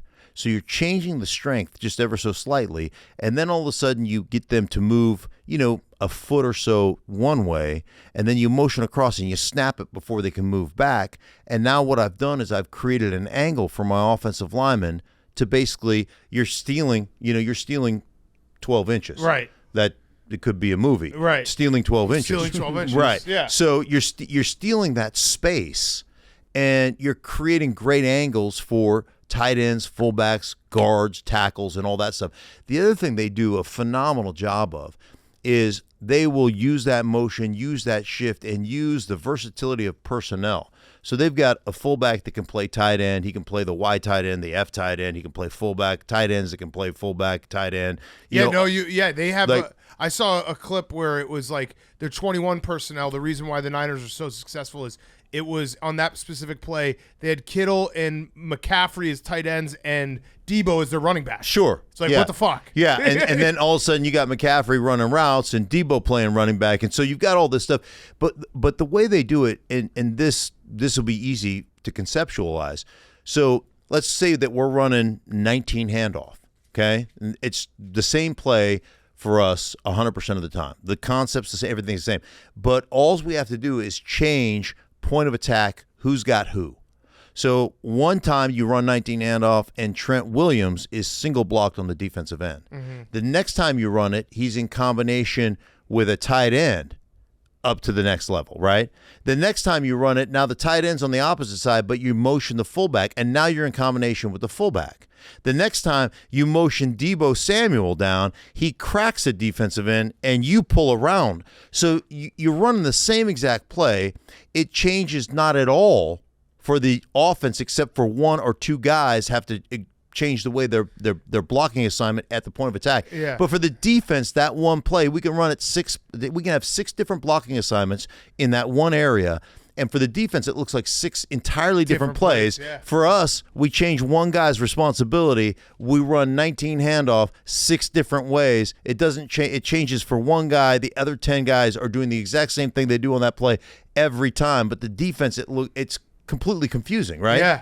And I so love it's how they do it. They do a phenomenal job. They're the best in the business at running the ball, and they just do a great job with it. It is beautiful to watch. It actually it's poetry in motion when that offensive line, that blocking scheme gets cracking. And what they do is they have, you kind of touched on, but they make different players essentially play offensive line. They've got probably 10 guys that could execute these like offensive line blocking schemes. Yeah. It's gorgeous to watch. For my money, Trent Williams is my favorite player to watch in the open field. When he gets going down like on a screen and you see the defensive back like see him coming and he's got that oh shit moment. Yeah. Where he just like lays him out into the turf. Who's your favorite offensive lineman to watch play? Trent Williams. Yeah.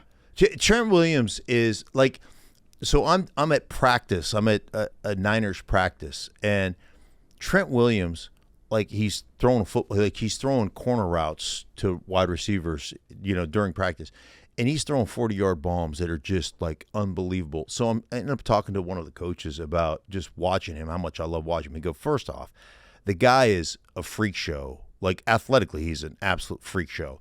Like the dude can go down to the basketball court and he's just slamming and and doing crazy things athletically. Like I said, he's just throwing dimes out there. But Kyle was like, he's one dude that practice stops. Like other professional athletes stop what they're doing to watch him practice. And he doesn't he does not give a shit if he misses a block. He's not trying to block you. He's trying to murder you. Yeah. Like he's literally trying to murder Take your you. head off. Yeah. Right. And so like there's a lot of guys that are afraid, well, if I miss a block, they may say something bad on me in the broadcast, and so I'm going to sneak off the line of scrimmage and I'm going to position block. He is literally trying to shorten your neck on every play. And I love watching him play because some of the things he does, it's not humanly possible. Yeah. And yet he does it. And his balance too is just insane. He's an incredible athlete. They had him in motion at one point last year. You remember that? Against Green Bay. They worked him almost as a tight end. Right. He got like a 9-yard head start. Not fair. On a downhill block. Right. Unfair. You brought up him throwing passes. How sick would that be to have an offensive lineman throw a touchdown pass? Oh, it would be great. That would be big for the big men. Yeah, it would be huge because you've seen him catch him occasionally. Yeah. And there's no question he could catch him. But I could see him getting him on the edge, like line him at fullback and then have a direct snap to him or something. He's outside off the boot keep game, and then all of a sudden just Never see it dime. coming. Yeah. No, If they're up by 30 points against the Cowboys, I need to see that out of Yes. Kyle. Kyle listens to the show. Yeah. He was wearing our hoodie the other day. Yes. Kyle, a little bit of coaching advice one-on-one. You're up 30 points against Hank's Cowboys. Just clown the shit out of him. Just dominate them. I will on your behalf. I will text Kyle and I'll give him the play call. Like this is what we want. This is what we This is drew what up we're looking for in studio, Right. ready to go. So, all right. So I want to talk about the other playoff games, but we also have to talk because you are, Broncos legend, live in Denver. What the fuck happened this year? Jeez. I actually, when I was thinking about like we should have Stink back on, I was like, Right. man, I just want to hear what from his perspective, from his eyeballs, because we saw from afar, but you're in it, like Yeah. you know it, you know how it all works. What happened?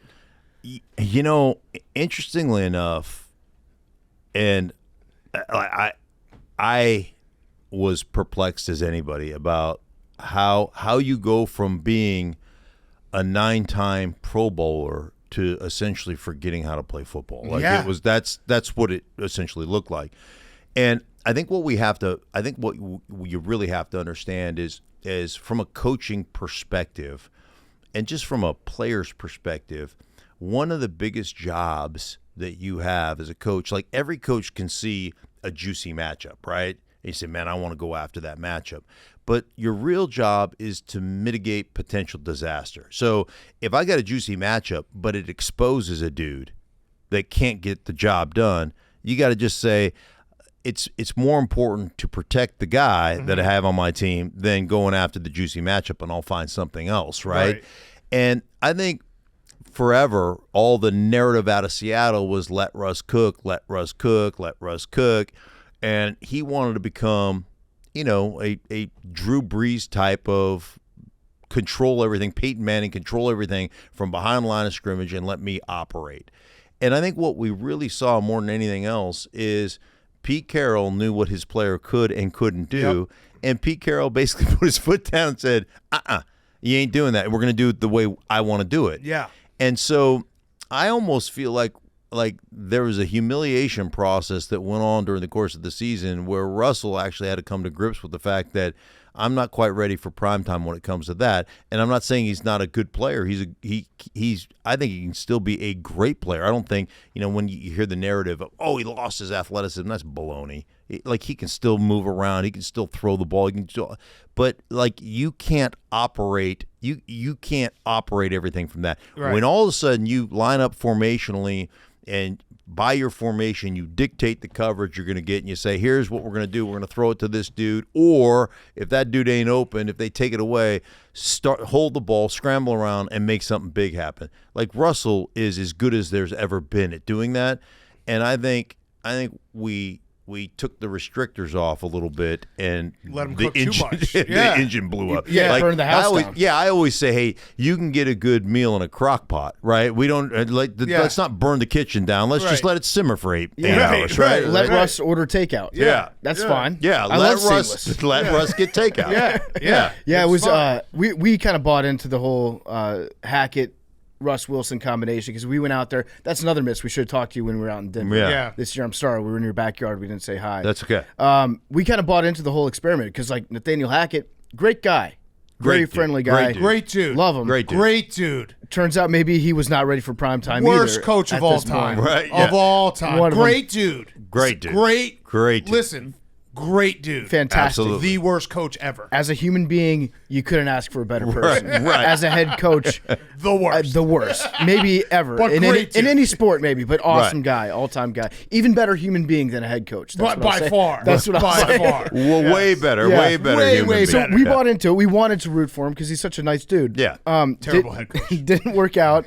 Now your Broncos are looking for another head coach. Report just came out yesterday. They're letting Condoleezza Rice help to lead the interview process, which I was saying it might be like the whole when they asked Dick Cheney to find George Bush's vice president. Surprise, it's me, Dick Cheney. Connie might nominate herself. Right. But if it's not going to be Condoleezza Rice, who would you like to see as the head coach of the next Denver Broncos? I'd love to see Sean Payton become the head coach. Home run. how you go wrong with that? Like one of the things I always say when it comes to head coach, like fear is an important aspect of being a head coach. Yep.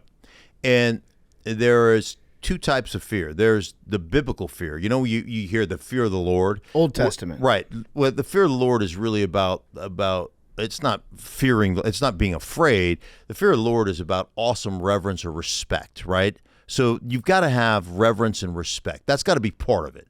Like you've got to respect your coach, and you've got to have reverence for your coach because he's the guy leading the organization.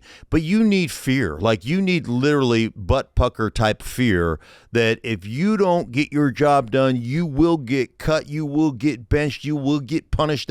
That's going to happen. And it's not only for the players, probably more importantly, your coaching staff needs to have fear. Mm-hmm. If I don't get my guys coached up, if my guys don't perform, I'll lose my job. And this guy doesn't play that way.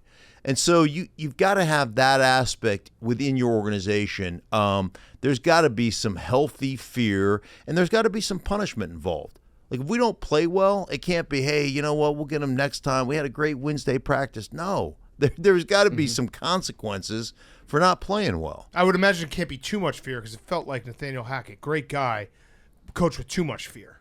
Because he was second guessing himself. Right. And, Not like I'm talking about your players and the assistant coaches need to be afraid of the head coach. Yes. So that's true. Nathaniel Hackett might have been too nice to the guy. And then so everybody, no one feared him. He took all the fear for himself, no one else. He was a fear sponge. Yeah, he was a fear sponge. I like that, a fear Right. sponge. I think the other thing that happens to coaches who have never been a head coach before is when you come up through the ranks and you're a quarterback coach or you're an offensive coordinator, whatever, there's a real relationship that you develop with your players. Right. Like there's a real closeness to that you develop. And then I think the issue is that when you become a head coach, you basically step away from that to a degree, and now all of a sudden you're coaching the coaches, you're managing the football team, you lose a little of the connectivity to your roster. Mm-hmm. And that whole friendship thing, you can still have a great relationship with your players, but there's a kind of delineating line. And I think some guys, one, they don't know how to step away from it, and they miss that aspect of it. So you grow almost too close to your player. Like Mike Shanahan and I are really good friends. And Mike is a mentor, and we spend time together, and we study film together, and he helps me out with my career and my football knowledge. And as a player for Mike, I knew that if I didn't perform, I would get cut. Right. And I could see Mike cutting me, and right after he cut me, I could see him going, hey, man, I'm going to have pizza at the house tonight. You want to swing by? Like, oh, yeah, I just cut your ass, and you no longer play for me, but come have a slice of pizza, man. It'll be great. It's not personal. It's business. Yeah, it's just the way he is. And so I think sometimes it's hard for coaches who have always grown up as that coordinator or as that quarterback coach to be able to create that delineating line between them and players. That makes sense. That it actually does. And knowing what we know about Coach Hackett, that seems like it would be a problem for him. Like he wants to be friends with everybody. Another side of fear that maybe we could talk about is the fear that might be going through a kicker's head right now. Brett Maher for the Cowboys. He's missed now 5 straight extra points. He missed 4 in that one game. Right. But he missed 5 extra points going back to the game against the Commanders, Week 18. There's something in his head. Obviously, he's got the yips. I don't know what that looks like inside, like what that feels like for him, but he's in a bad place right now. I can't imagine that he's going to want to talk to his teammates about like what he's going through. Right. As far as the locker room goes, have you ever been around a kicker that's just, for whatever reason, sucks? Do you talk to that person? Do you let them be? What would you do if you were in the Cowboys locker room right now? Okay, so the first thing that I would do, and part of it is because I'm a dick, but there's part of it that would be because I want to kind of to make the environment okay and laugh a little. I probably have like a bucket of Kingsford charcoal in his locker when he got there on Wednesday, like when first day of practice, and I'd have a note there with that charcoal that would say, "Hey, mate, my anniversary is in February, and if you could shove one of these up your ass and make a diamond for my wife, it would really be helpful to me, right?" So, but lighten the mood a little bit. I had this. I played with a guy by the name of Dave Wyman, played linebacker in Denver, and Dave was an intense dude. Like he walked around. You know the guys that just walk around and always look angry. Mm-hmm. Like that was Dave, always angry, and like nobody really felt like it was one of those things. You joke around with Dave? No, he's too intense. Like he may punch you in the face, right? And so we're playing a game against the Raiders. It's a Monday night game, and Dave basically breaks the Adam apple it's called a Larynx or Larynx, Yeah. Larynx or whatever it is. I can't even pronounce it. But of Jeff Hostetler was the Raiders quarterback, right? Jeez. And so he's getting fined, and he is like livid and upset about this because, like people are calling him dirty and cheap, and it was accidental, whatever. And so, of course, what do I do in the training room? We have a little skeleton, one of them little skeletons, right? And then I grab the little skeleton because I'm always the first guy in there. I grab the little skeleton, and then I go to the equipment room because we had all those little mini helmets.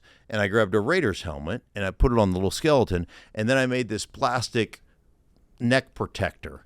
And I wrote on the neck protector, the Dave Wyman, Adam's apple protector type of thing, right? Yeah. So I make sure that's in his locker so when he comes up, and, you could see that he wanted to fight me. But at the same time, he was like, it broke the ice. Yeah, right. And then The everybody tensions. laughed about it and busted his balls about It's it. And important. like that is important. That's how guys show each other they love each other. Yeah. It's like the balloon starts to fill up, and there's all this tension, and no one wants to touch it, but it takes one guy to go over there, pop it. All of a sudden, Exactly. everything's fine. Yeah, exactly. So somebody needs to fuck with the kicker, is what you're saying. They need to Yes, pull a joke yeah. up because So he's probably more uncomfortable not having his teammates bust his balls about stuff. Right, that's exactly right. And then it releases the tension, and hopefully that's Go make enough some for you to kicks, go yeah. out and make a few kicks Yeah. and not be so uptight about that. I like it. You mentioned the training room. How many surgeries did you end up at? What's your final total? Well, I had a heart surgery not too long ago. That wasn't my football related, but that was my 30th. So I had 29 that were related to just playing. Jesus. That's so many. I just had Stink try some Stella Blue coffee. How many cups of coffee do you think he drank a day before his heart surgery? 6. 20. 20 cups of coffee. That's 20. Yeah, it's not a problem. It's And just so we're clear, the coffee drinking didn't make him have to have heart surgery. No. The doctor was like, actually, if you weren't drinking all this coffee, you probably would have been dead 10 years ago. yeah, That's remarkable. That's what they said. Exactly, Yeah. exactly right. that's incredible. why I All drink this 15 coffee- right. glasses of wine a day. Yeah, It's right. good all for the this heart. coffee has saved your life, is what they Yeah, say. exactly. Yes. It Yeah. all made sense, so he said 20. I was like, okay. So 29 surgeries, and I remember that one of your surgeries had something to do with your retirement because you were about to sign a contract to yes. extend your career, right? Right. Like 2000, 2001.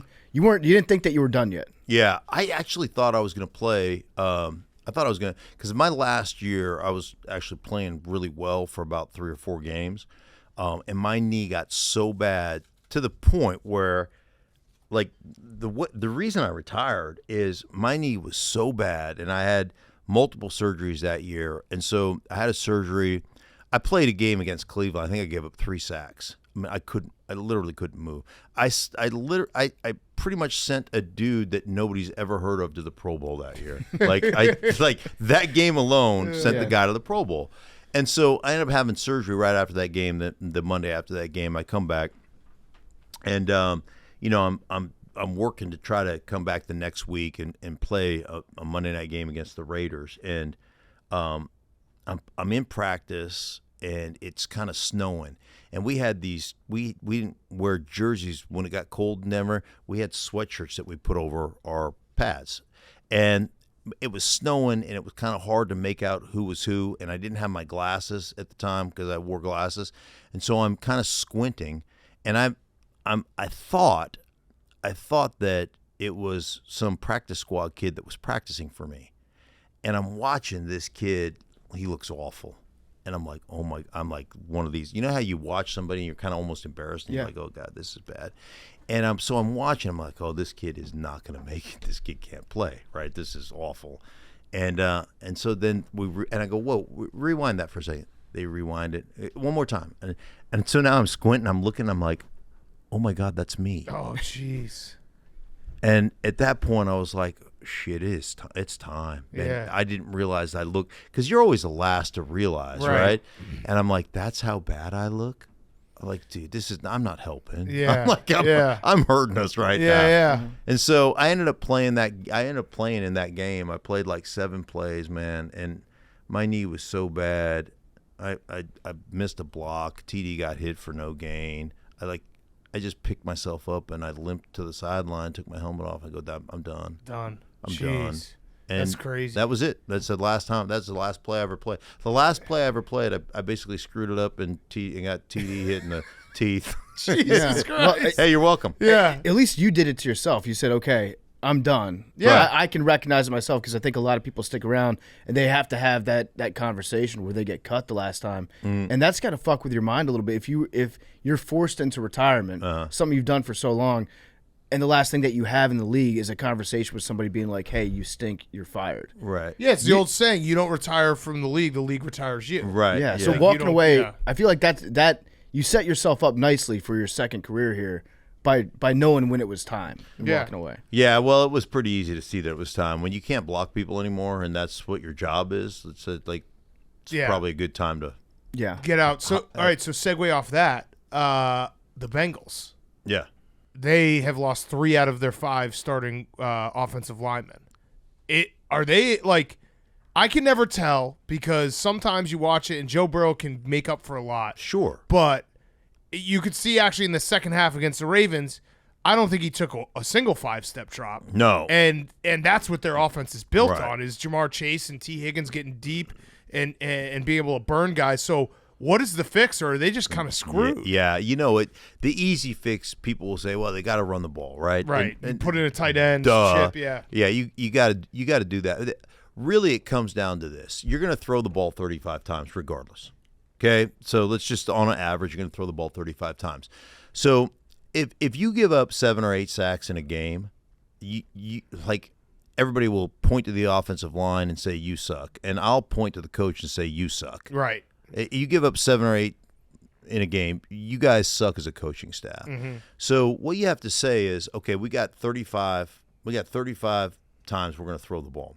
How can we basically squeeze that down to about 10 times where my offensive line is kind of hung out to dry? Has to really block for an extended period of time. Right. So how do you do that? Well, okay, so you said let's take it 35 and let's just make the math easy. So let's say you throw 5 bubble screens / swing passes / swing. So now we're down right to 30. 30, yeah. So then you say, okay, let's say we're going to throw 5 3-step drops where you can come off and actually kind of run. So now we're down to 25. Now you're going to say there's 2 types of play action. There's the run play action, right, where you hand the ball, you make it look like a handoff, right? The boot keep out the backside, but everybody's just coming off the ball. It's real run.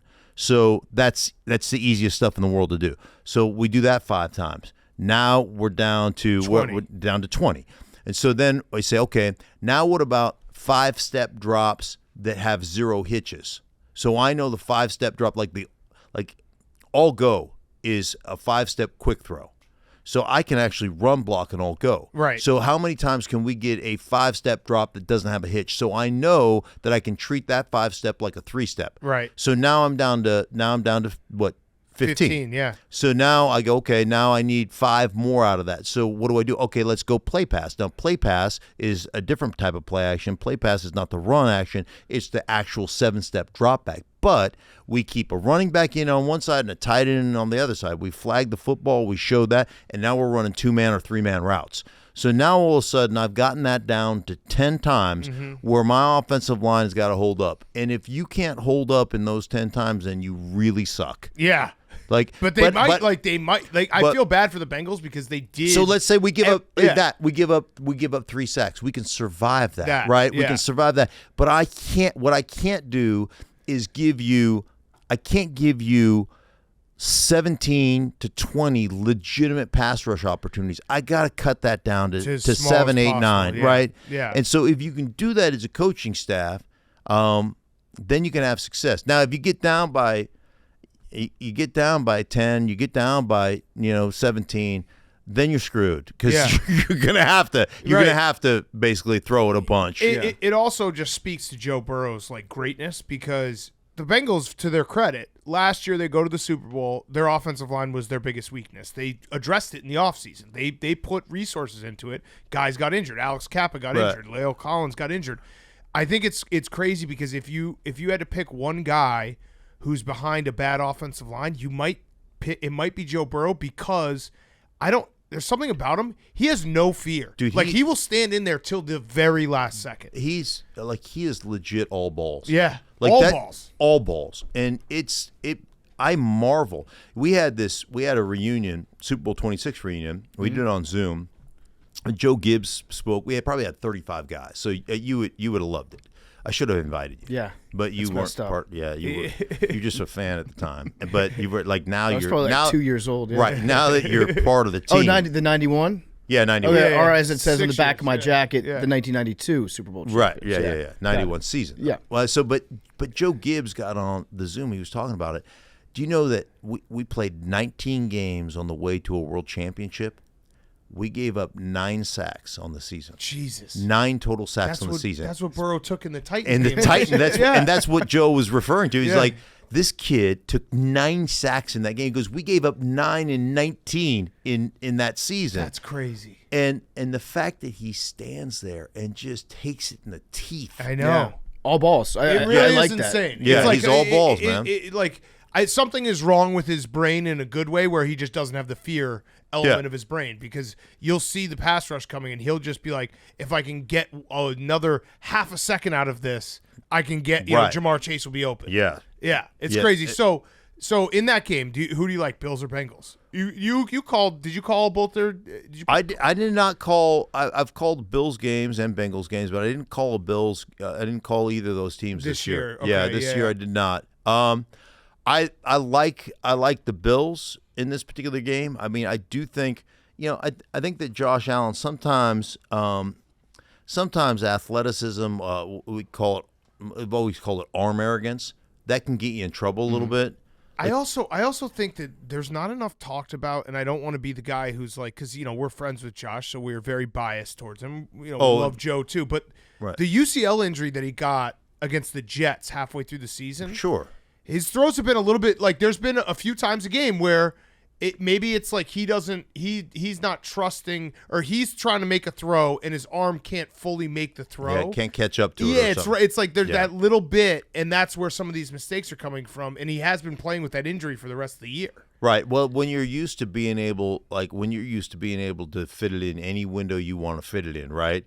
And you're just going it's like DeGrom throwing 103, right? Just let it eat. Right. And you're like, I'm going to just let this thing eat, and all of a sudden, You take 10% off. Say he's Right. 10% injured.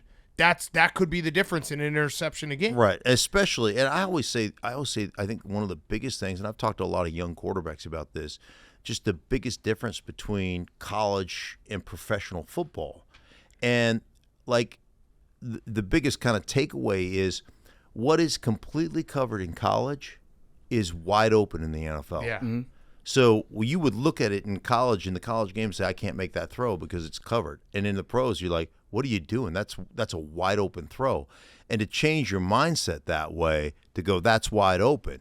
Now, for Josh, it's even a tighter window because he's got so much arm talent. So Right. if you take a little bit, like you said, even 10%, and you're used to making that throw, and that 10% lack of velocity or whatever is the difference between somebody tipping it, and most interceptions happen off of tips anyhow.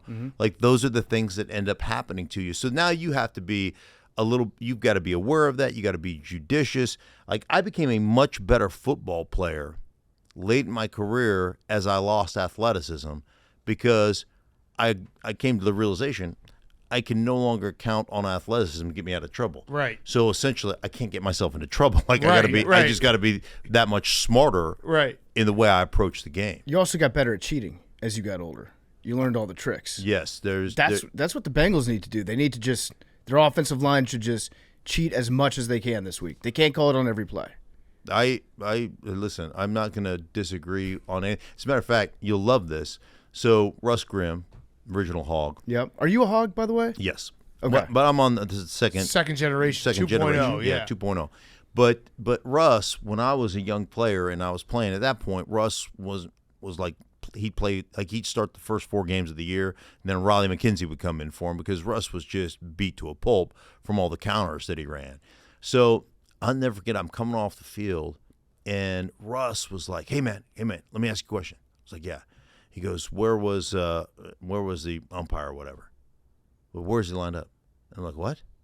Where is he lined up? What are you talking about? He goes, when you break the huddle, don't you find where the I'm like, no. Why would I look? He goes, dude, what are you, an idiot? You got to find that guy.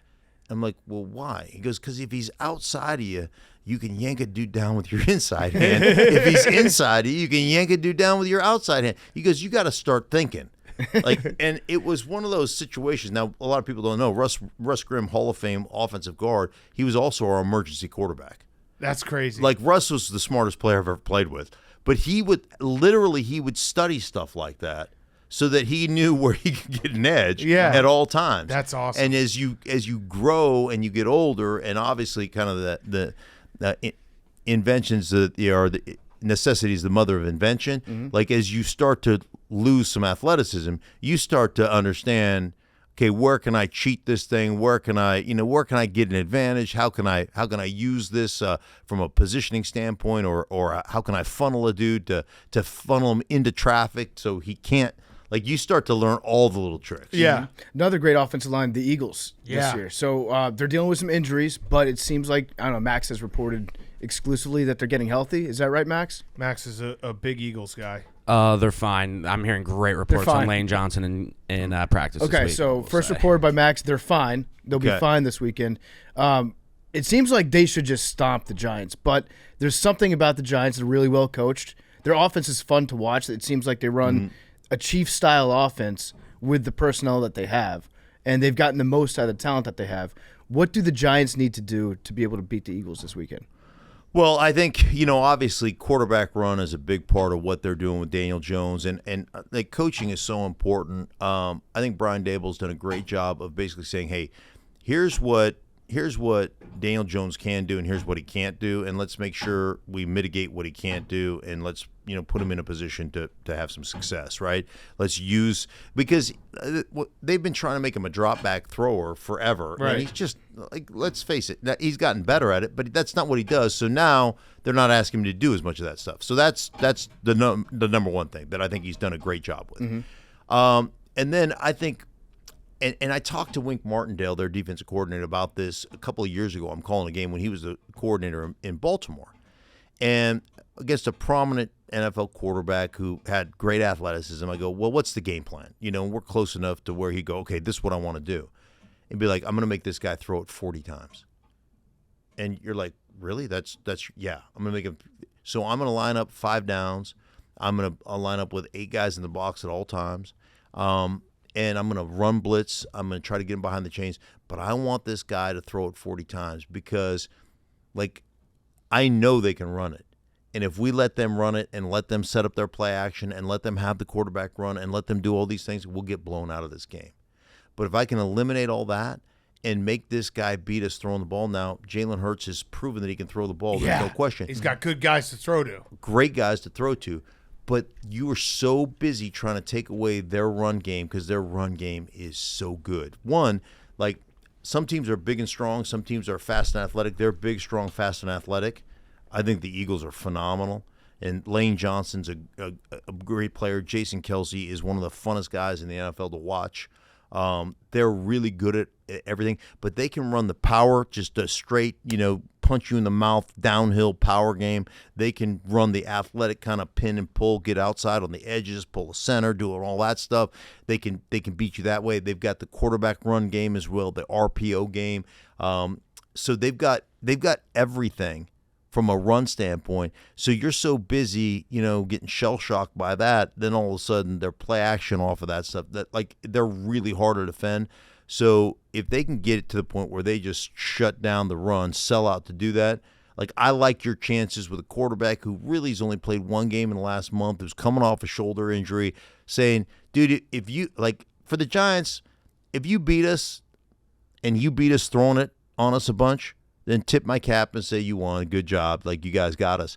But I think the only way you're going to beat them is to make Jalen Hurts beat you. Yeah. And he may still beat you. Yeah, right. But I think it gives you the best chance to win. And Boston Scott's probably going to have 3 touchdowns. He just always seems to He score is, against he the Giants. is a Giants killer, isn't Yeah. he? So this is like the Dexter Lawrence. If Dexter Lawrence can plug up every hole this Right. game, and then Jalen Hurts has an off day throwing the ball, that's the recipe. I still would Yes. take, like, what you say makes sense, But having A.J. Brown and Devontae Smith out there, it's scary. Listen, I think it'll be a close game. I still take the Eagles. Yeah. But I'm just giving you a scenario Of what- how yeah, it could yeah, happen. how they could right. do it. the most Yeah. likely. Yeah. And listen to you describe the Eagles' run game. Max was just over there nodding his head the whole time. Like I mean, he's that got, was unbelievable. that was just a great description of the birds. you got 12 inches to hide over there. Yes. So, all right, last game that we didn't talk about, Chiefs-Jaguars. I have a question actually about last weekend. When you're watching the Jaguars-Chargers, how mad do you get being an offensive lineman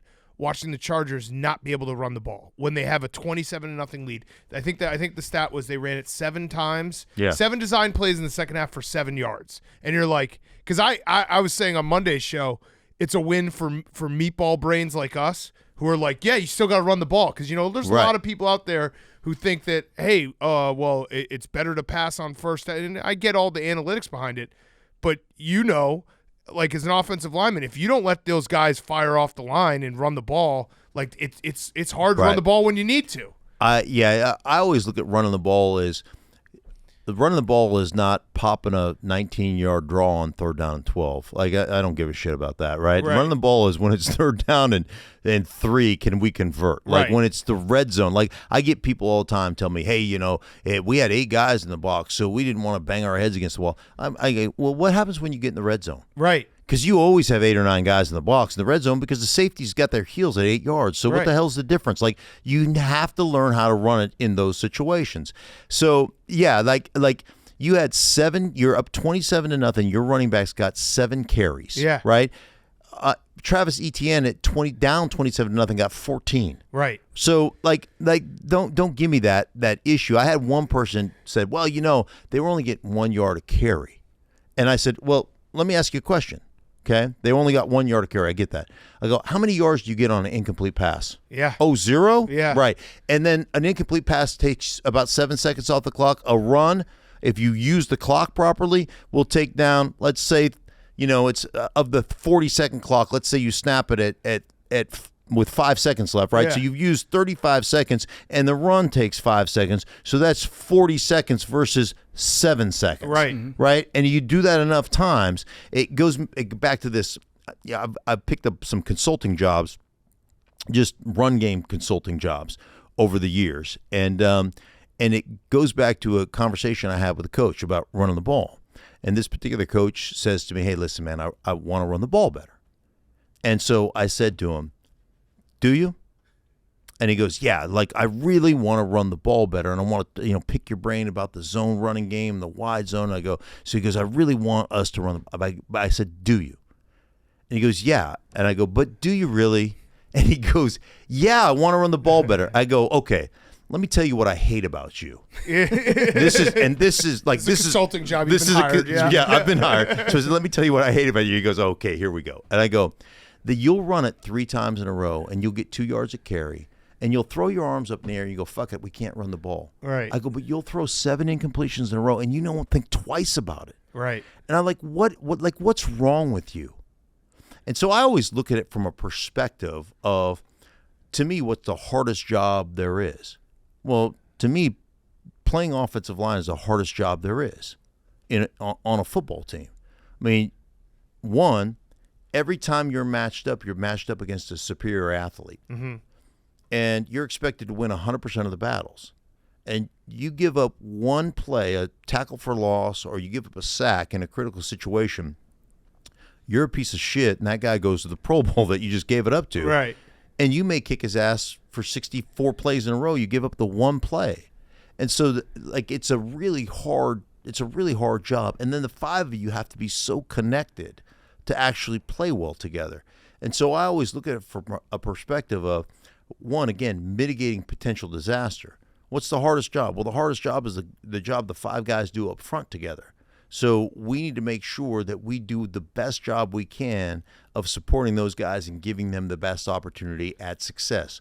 How do you do that? Well, you got to run the ball. Right. Right? You got to have the short passing game. You got to let those guys come off. And so I always have that perspective when it comes to coaching, and that's what I try to sell to the organizations that I work with. Yeah, you're right. There's a lot of coaches that, they just give up, and it's like I love watching a football game when an offensive line or a team just starts leaning on them. And it's like, Right. it doesn't work in the first quarter, but come the fourth quarter, Right. these runs that were 2-yard runs are now 6-yard runs. And it's like, that's why you run the ball. But why do offensive coordinators do it?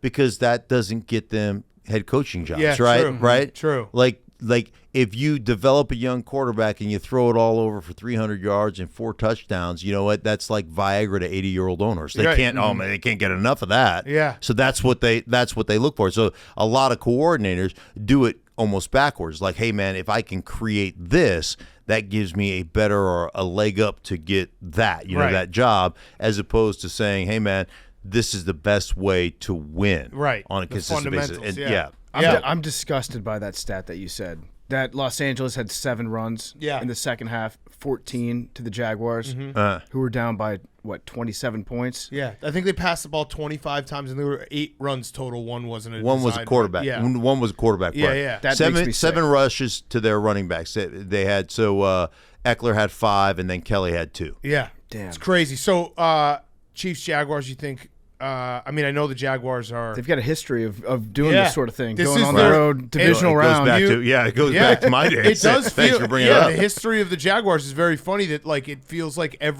they go stretches where they're the worst team, and then they'll have little stretches where it's like they pop up and they'll make a crazy run. They Yeah. did that.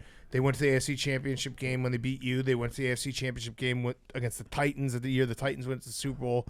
They went against the Patriots. Like they'll have these little Right. moments where people kind of discount them and they make these runs. Do you think? I mean, the Chiefs. The Chiefs are just. I feel like we forgot how good the Chiefs were because they make it seem so. routine. But the Chiefs, especially toward the end of the season, because like the end of the season, they were playing teams that weren't as good as them. They were like a cat on the porch playing with a half dead mouse. That's what the Chiefs were doing, right? And so that's kind of how I looked at them. And so I was like, there's some boredom there. Right. Andy Reid is 7-1 in the playoffs, coming off a bye week in the divisional round. That's crazy. Like, and he's I think he's 27-4 all time Off a bye week. coming off a bye week. Yeah. Like his team is ready. They're a good team. Like Kansas City is one of the toughest places in the National Football League to play. They're a really good team. Like, do I give Jacksonville a puncher's chance? Yeah, but I think one of the things that I would say, hey, this is a matchup plus for the Jacksonville Jaguars. I think their defensive line is incredibly physical. I think they can control the line of scrimmage. They shut down the run. Kansas City doesn't care. Like Andy Reid doesn't want to run the ball. Right. He really doesn't. He's Yeah. like, so Andy will look at that and go, hey, we'll develop a few screens. We'll every now and then we'll pop a draw. Who gives a rip? We'll control the middle of the football field with Travis Kelce, and I've got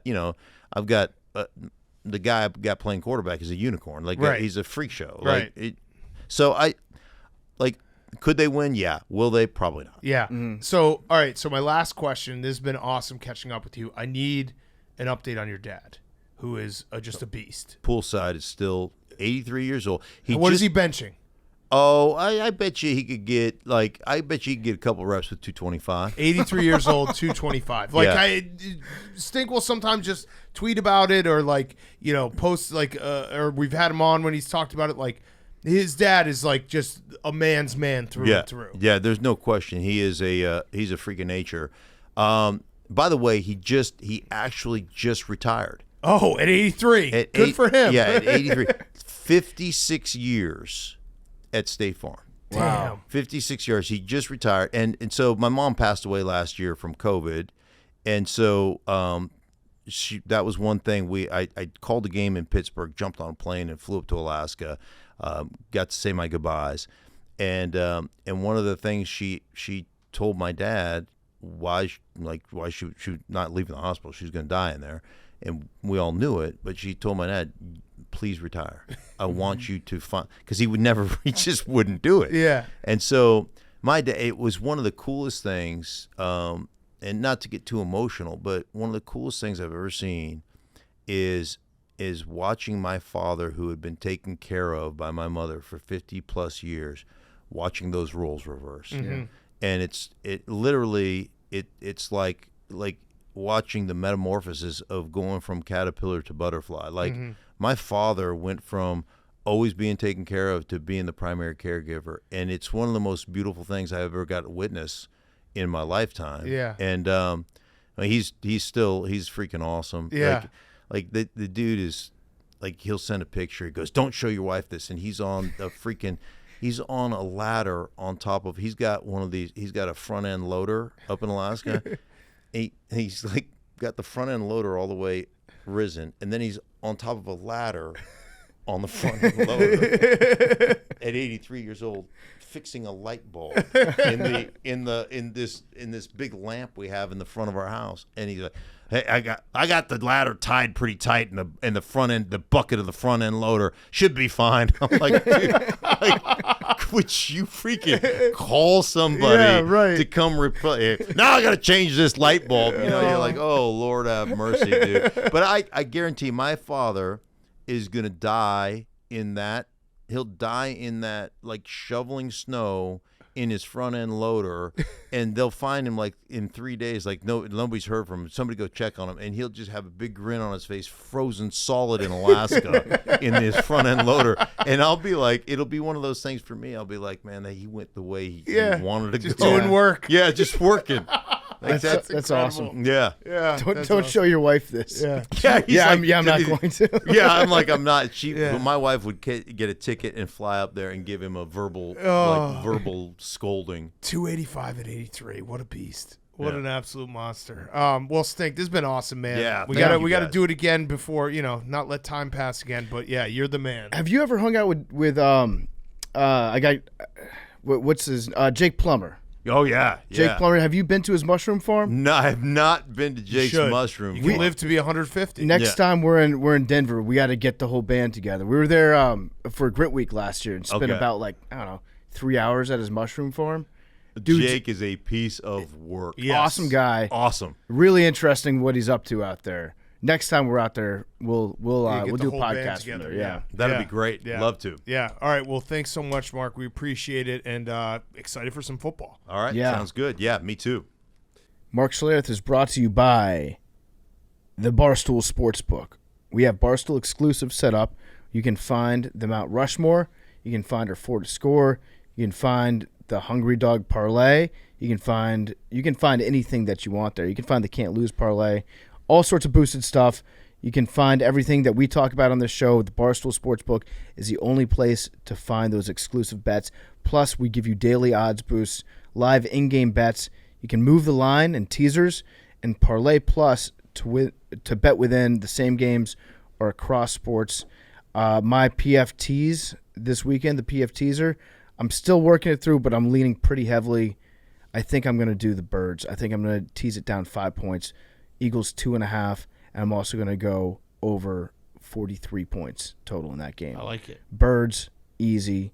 And with the PF teaser, it's going to be a little bit easier. So check it out, the Barstool Sportsbook. Get all of our exclusive bets right now. We've got the iCasino. We've got slots, traditional table games, exclusives like one-bite slots. The Barstool Casino is available in select states. Download today, create an account. You get a $1,000 new player bonus. If your first bet loses, get up to $1,000 in bonus cash. That's a $1,000 new player bonus. So if your first bet loses, you can get up to $1,000 in bonus cash. Must be 21 or over. Gambling problem? Call 1-800-GAMBLER. 1-800-GAMBLER. You have to be 21 or older. Okay, let's wrap it up. We got Fyre Fest of the week. By the way, Hank, you tweeting out that UCF.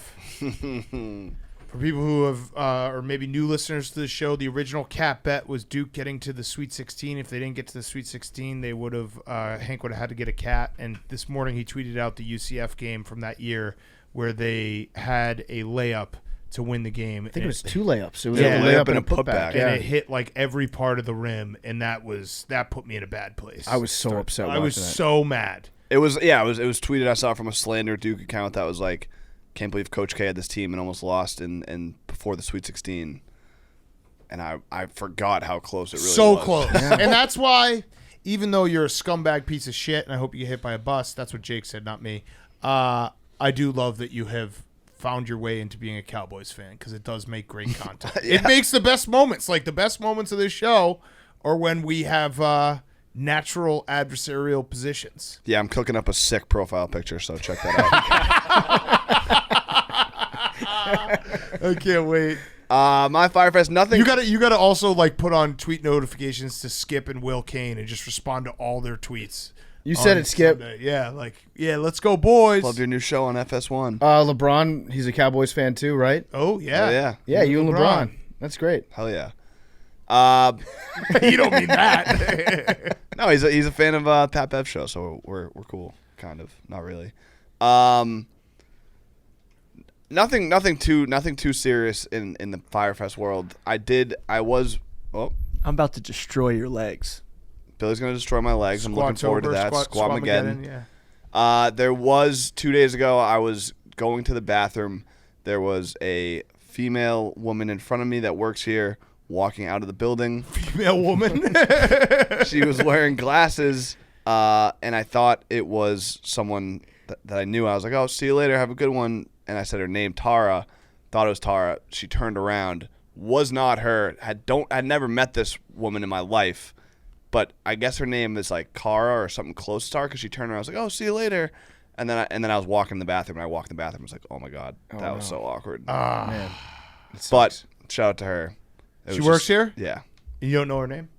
I do now. We I know everyone's name. we have several Everyone's. female girls that work here. Yeah. Some of the Women. finest women work here. Women. We got binders filled with female chicks. But it was just, also in Yeah, for hindsight- anyone who says that Barstool's misogynistic, Hank almost got that woman's name right. Yeah. And it's a company policy. If you're walking behind a woman and you say the wrong name, they turn around. They're like, "You just lost. Guess that ass."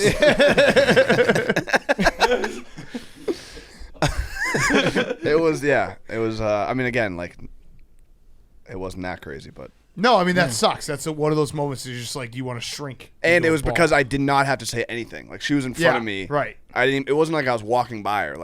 But we're friends. I was like, "Oh, see you later." And It's then the she last time turned Hank around and does was just something like, polite. Yeah. He gets punished. Yeah. This is how you become an incel. Mm-hmm. You're just trying to be nice to a woman. There's no room in this world for nice guys like Hank. All right, PFT. My Firefest of the week is I've become a Photoshop guy. It's something that I used to make fun of. Like all the replies underneath an Adam Schefter tweet would just be like these really intricate Photoshops of players that people wanted to have on their teams, and it's really odd fan behavior. So then I started doing the just drawings on Instagram on the stories to just do my own versions of the Photoshops. But we've got a great graphics guy now, Shane. Shout out Shane. He's a Seawords fan. And I just asked him if he could make me Lamar Jackson in Commanders gear Photoshops. And he's been sending me 2 to 3 every single day. And I just have a surplus of Lamar Jackson Commanders Photoshops that I'm just putting online. I DM'd one to Lamar. Let me see if he replied to it yet. To be like, "Hey, Lamar, is this real? I saw this online." So I've been putting out a shitload of actual Photoshops that are good, like good quality, that now I've just become an unironic Photoshop guy. And it's the old saying, like, you either die a meme or you live long enough to become a brand. And now I'm at this point where, like, this is part of my brand, is being the strange psychopathic fan good at Photoshop guy. I like it. So Suits you well. I don't think I can turn back. I don't No, think. no. This is you now. Yeah. And really, this is the highlight of my offseason as Commanders fans, just being like, imagine if this really good player was on your team. Right. And then it gives me a half second of joy, and then I go back to my cruel reality. It is fun to look at Photoshops of players on your team. You want me to? You got any requests? Yeah, give me Devontae Adams in a Bears uniform. Okay. All right. What's Saquon? I'd like to tweet that out. Devontae Adams, Bears. Yep. Devontae Adams, Bears. DeAndre Hopkins, Awesome. Patriots. God damn it. Could we get a Aaron Rodgers Jets? Yeah, I got That'd you. be pretty dope. I got Want you. that guy? It's gonna cost Pretty you. He stinks. That'd get me high. Yeah? Contact high being around. I say this like I could just text Shane too. Yeah, no, I'll do it. I'll do it. In my middleman. I don't want to get caught with the Photoshop. No, I don't know how I got this. You don't off want to the touch set. it. You don't want to possess that. Yeah. All right, my Firefest. It's an ongoing story, but I need any parents out there. I need some help because We can I've help. Okay, you can help. I've told the story about how my son just gets up randomly and just like, hey, time to get up. He now has followed the rules that like it's not time to get up, but I think I'm too nice to my son and he just wants to hang out. Last night he got up at 1 a.m. I woke up He was just sitting next to my bed. Wasn't saying anything. Just sitting there. I was like, what are you doing? He's like, oh, I wanted to see you. Did it again at 5 a.m. I think I gotta start negging him. Or maybe that'll actually make him like me more. Oh, he's got a Spider-Man. But he just wants to hang. I got a dumb question, and this will expose me as not being a father. Can't you just lock him in his room? I thought about that, but I think he'll freak out. And I actually said, I'm going to lock the door tonight. He's like, no. And so I think that would probably cause. I would just lock him up. Yeah. Teach him that all the snacks are unattended in the middle of the night. I don't want him going down the stairs in the middle of the night. That would probably be sick bad. flex that you've got a staircase. When I was like literally that age, I realized that if I woke up in the middle of the night, like my parents would get pissed if I went to their bedroom. But I realized all of the cookies and everything were totally unattended. Okay, maybe that's actually not a bad idea, Billy. Maybe just put a bag of cookies in his room, just eat them. Because I would rather that than getting he just wants to hang out in the middle of the night every night. Just sit. Waking up and having a child just sitting next to you on the floor. And he wasn't even saying anything. He moves like a fucking ninja. I caught him the other day doing this at 3 a.m. I heard something. I woke up. I went to the door. He was sitting next to the door, slowly opening the door with his hands. So he's like trying to sneak. He knows that he's not supposed to wake you up. Yeah. So I think I got to just start being mean to him because he wants to hang all the time. What? Just be like, nah, dude, we're not boys anymore. Don't call me, don't text. Yeah, I think I'm with PFT. Yeah, lock him up. Lock him up. Yeah, lock him up. He's got to learn. That will probably be a problem, but I might try it. Yeah, just do it once. Yeah, see what he does. Yeah, lock him up. Maybe he likes it. I don't think so. I don't think he'll like that. But yeah, maybe I just lock my door. You know what's crazy is if you were to give me the option of just getting locked in my room for a day right now. That'd be fucking sweet. Yeah, he's got some toys in there. If you're locked in your own room with all your favorite toys and a television, I would love to get locked up for a day. That's the crux of the issue. I need to become less fun than his toys. Yeah, he has toys in there, and he's like, I'd rather hang out with Dad. Yeah. Or you 1 in the morning. You move your room downstairs. And you say you're not allowed to go downstairs. Yeah, maybe. I don't know. Bro, can I hit you with something deep? Yeah. Mm-hmm. What if it's he goes off to college one day. And I wish he was sleeping on my floor. Wish that he was waking I think there'll be a lot of things I'll miss when he goes off to college. I don't think waking up multiple times in the middle of the night, having a 3.5-year-old sitting right next to my bed and scaring the fucking shit out of me will be one of those things I miss. But you might be right. All right, Billy, you're a Firefest. I got into this bowling competition. Yeah. All-time Billy L. Spent the whole season being like, yo, this time I'm not going to get the punishment. This one's going to suck. And then just totally agreed to it. And I'm ready, but it's going to be one of those things where after this moment, not going to deal with it until the day comes. And then I'll deal with it then. It is going to make the bowling competition so much more fun just watching you get mad that Jake and Max are better bowlers than you. Oh, I know that 100%. Right, but you still, I know you. I'm going to get pissed at them. Yeah, you're going to get pissed. But you could probably, if you throw it harder than them, you might be able to better. I know what's going to happen, and that's Jake is going to get out there and just absolutely kick the shit out of Billy, and Billy's going to just rage. Not a real sport. Rage. You're gonna hate it. Yeah, you're gonna lose this. You're probably gonna do something really dumb. Yeah. During the live stream because you're so mad that Jake's a better athlete. You give a gigantic ball that's heavy as fuck in my hand. Anything can happen. I'm very excited for this, and Jake only has. It actually worked out so perfectly that Jake has barely an edge, and Billy got at it. Mm-hmm. Because and PFT, I will not slow play the hot dogs, but I'm not going to force myself to eat them very fast. I might get footlongs. Yeah. Wait, really quick, do I get any of those hot dogs? I'm 300. No. You get. I'll eat hot dogs for you. PFT's eating hot dogs for Jake. Okay. You just have to do a 270. 270. Yeah. 270 is pretty well, but of course the way it's going to work is you're not at 270 until we finish the 6 hot dogs. Yeah. So you'll be at for maybe an hour you'll be at 290. Max is also guaranteed he'd be done in 60 minutes, which I don't. Hank has guaranteed that on my behalf, but it will also happen. Oh, yes. Sounds like he guaranteed it. Max has it in him. Yeah, he does. Also, we haven't mentioned it, but shout out the headgear that Billy and Max are wearing right now. Yeah. Oh, yeah. Brand new winter hats Should out be right now. out Those things are sick. 10 a.m. Friday morning, 10 so a.m. it Friday could be morning. by the time you're listening. I've been taking this home. It's actually super comfortable. And what is taking it home have to? You're wearing it right now. I know, but there was one here like a couple days ago, and I took it home, And then you realized it was super comfortable. Then I realized Max was like, no, we need to sell them today, and I took Jake's. Oh, okay. So I'm wearing Jake's right now. They are good hats. You guys both look awesome in them. Also, for the bowling challenge, we have a very special guest. Very special guest. Like, I don't know who got that, but I tip my cap to them because that was fucking awesome.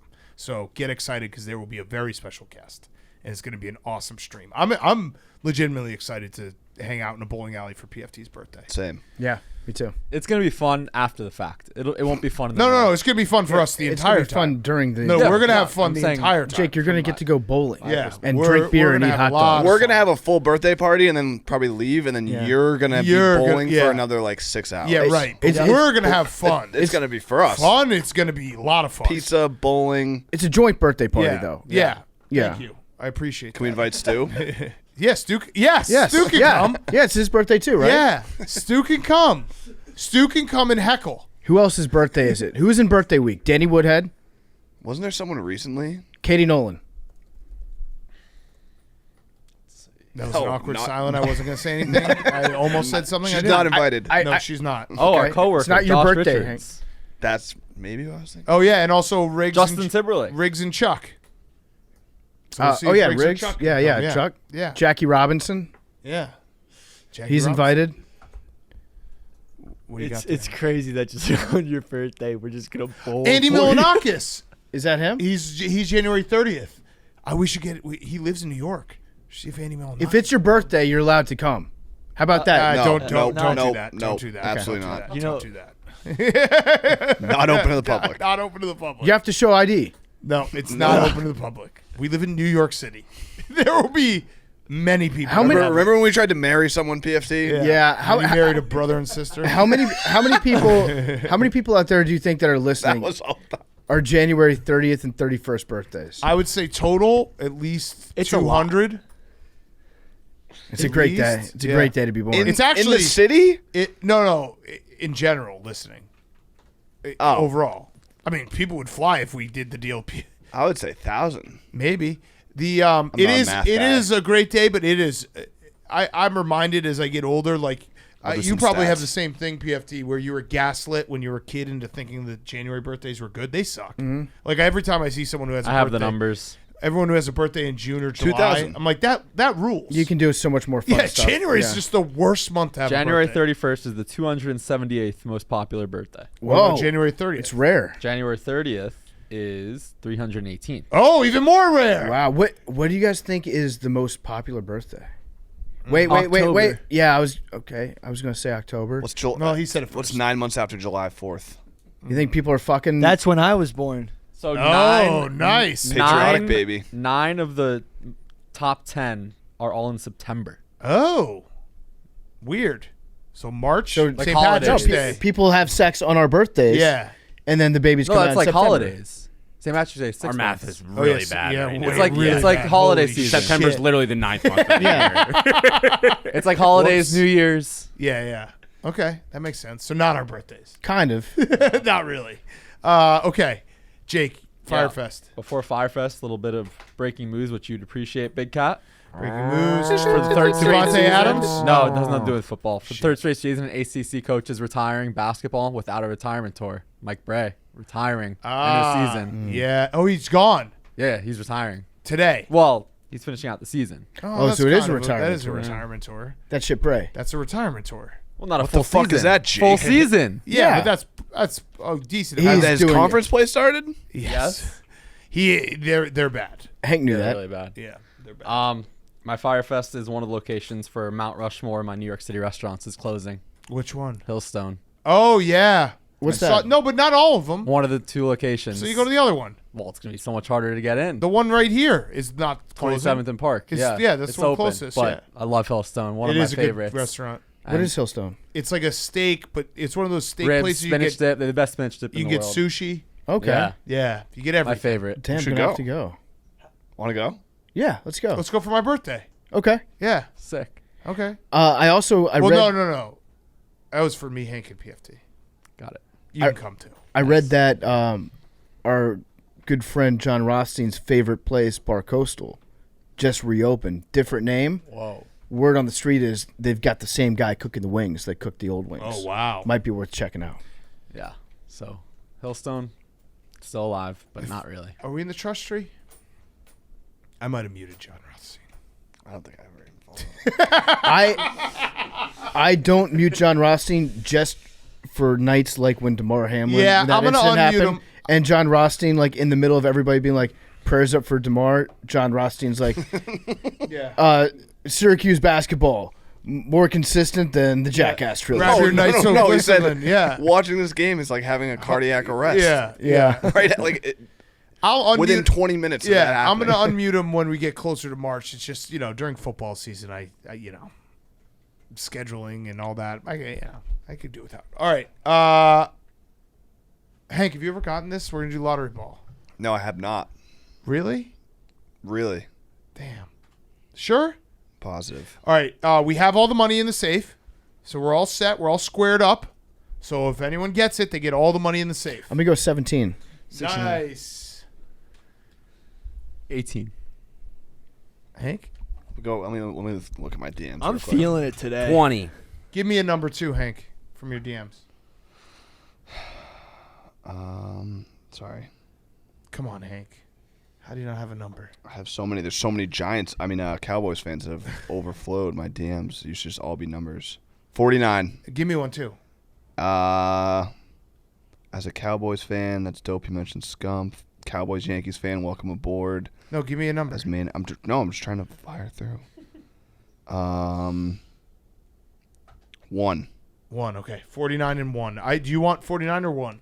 Oh no, this guy said 17, 14, or 66. All right, so I'll go 66. I want 49. Okay. 69. 17. I'm feeling it. I'm just gonna will it to win. Oh my God! If Billy gets this, he's just not going to do a video because he'll just reimburse with the money in there. Yeah. What did I say? 66. Willing it. 97. Oh damn. Way off, Hank. You're never going to get It's the it. second time. Ever going to get it. Love you guys. Iguanas are invasive in Florida. They fall out of trees when it gets cold. Way too cold. Yeah. It's because they're invasive.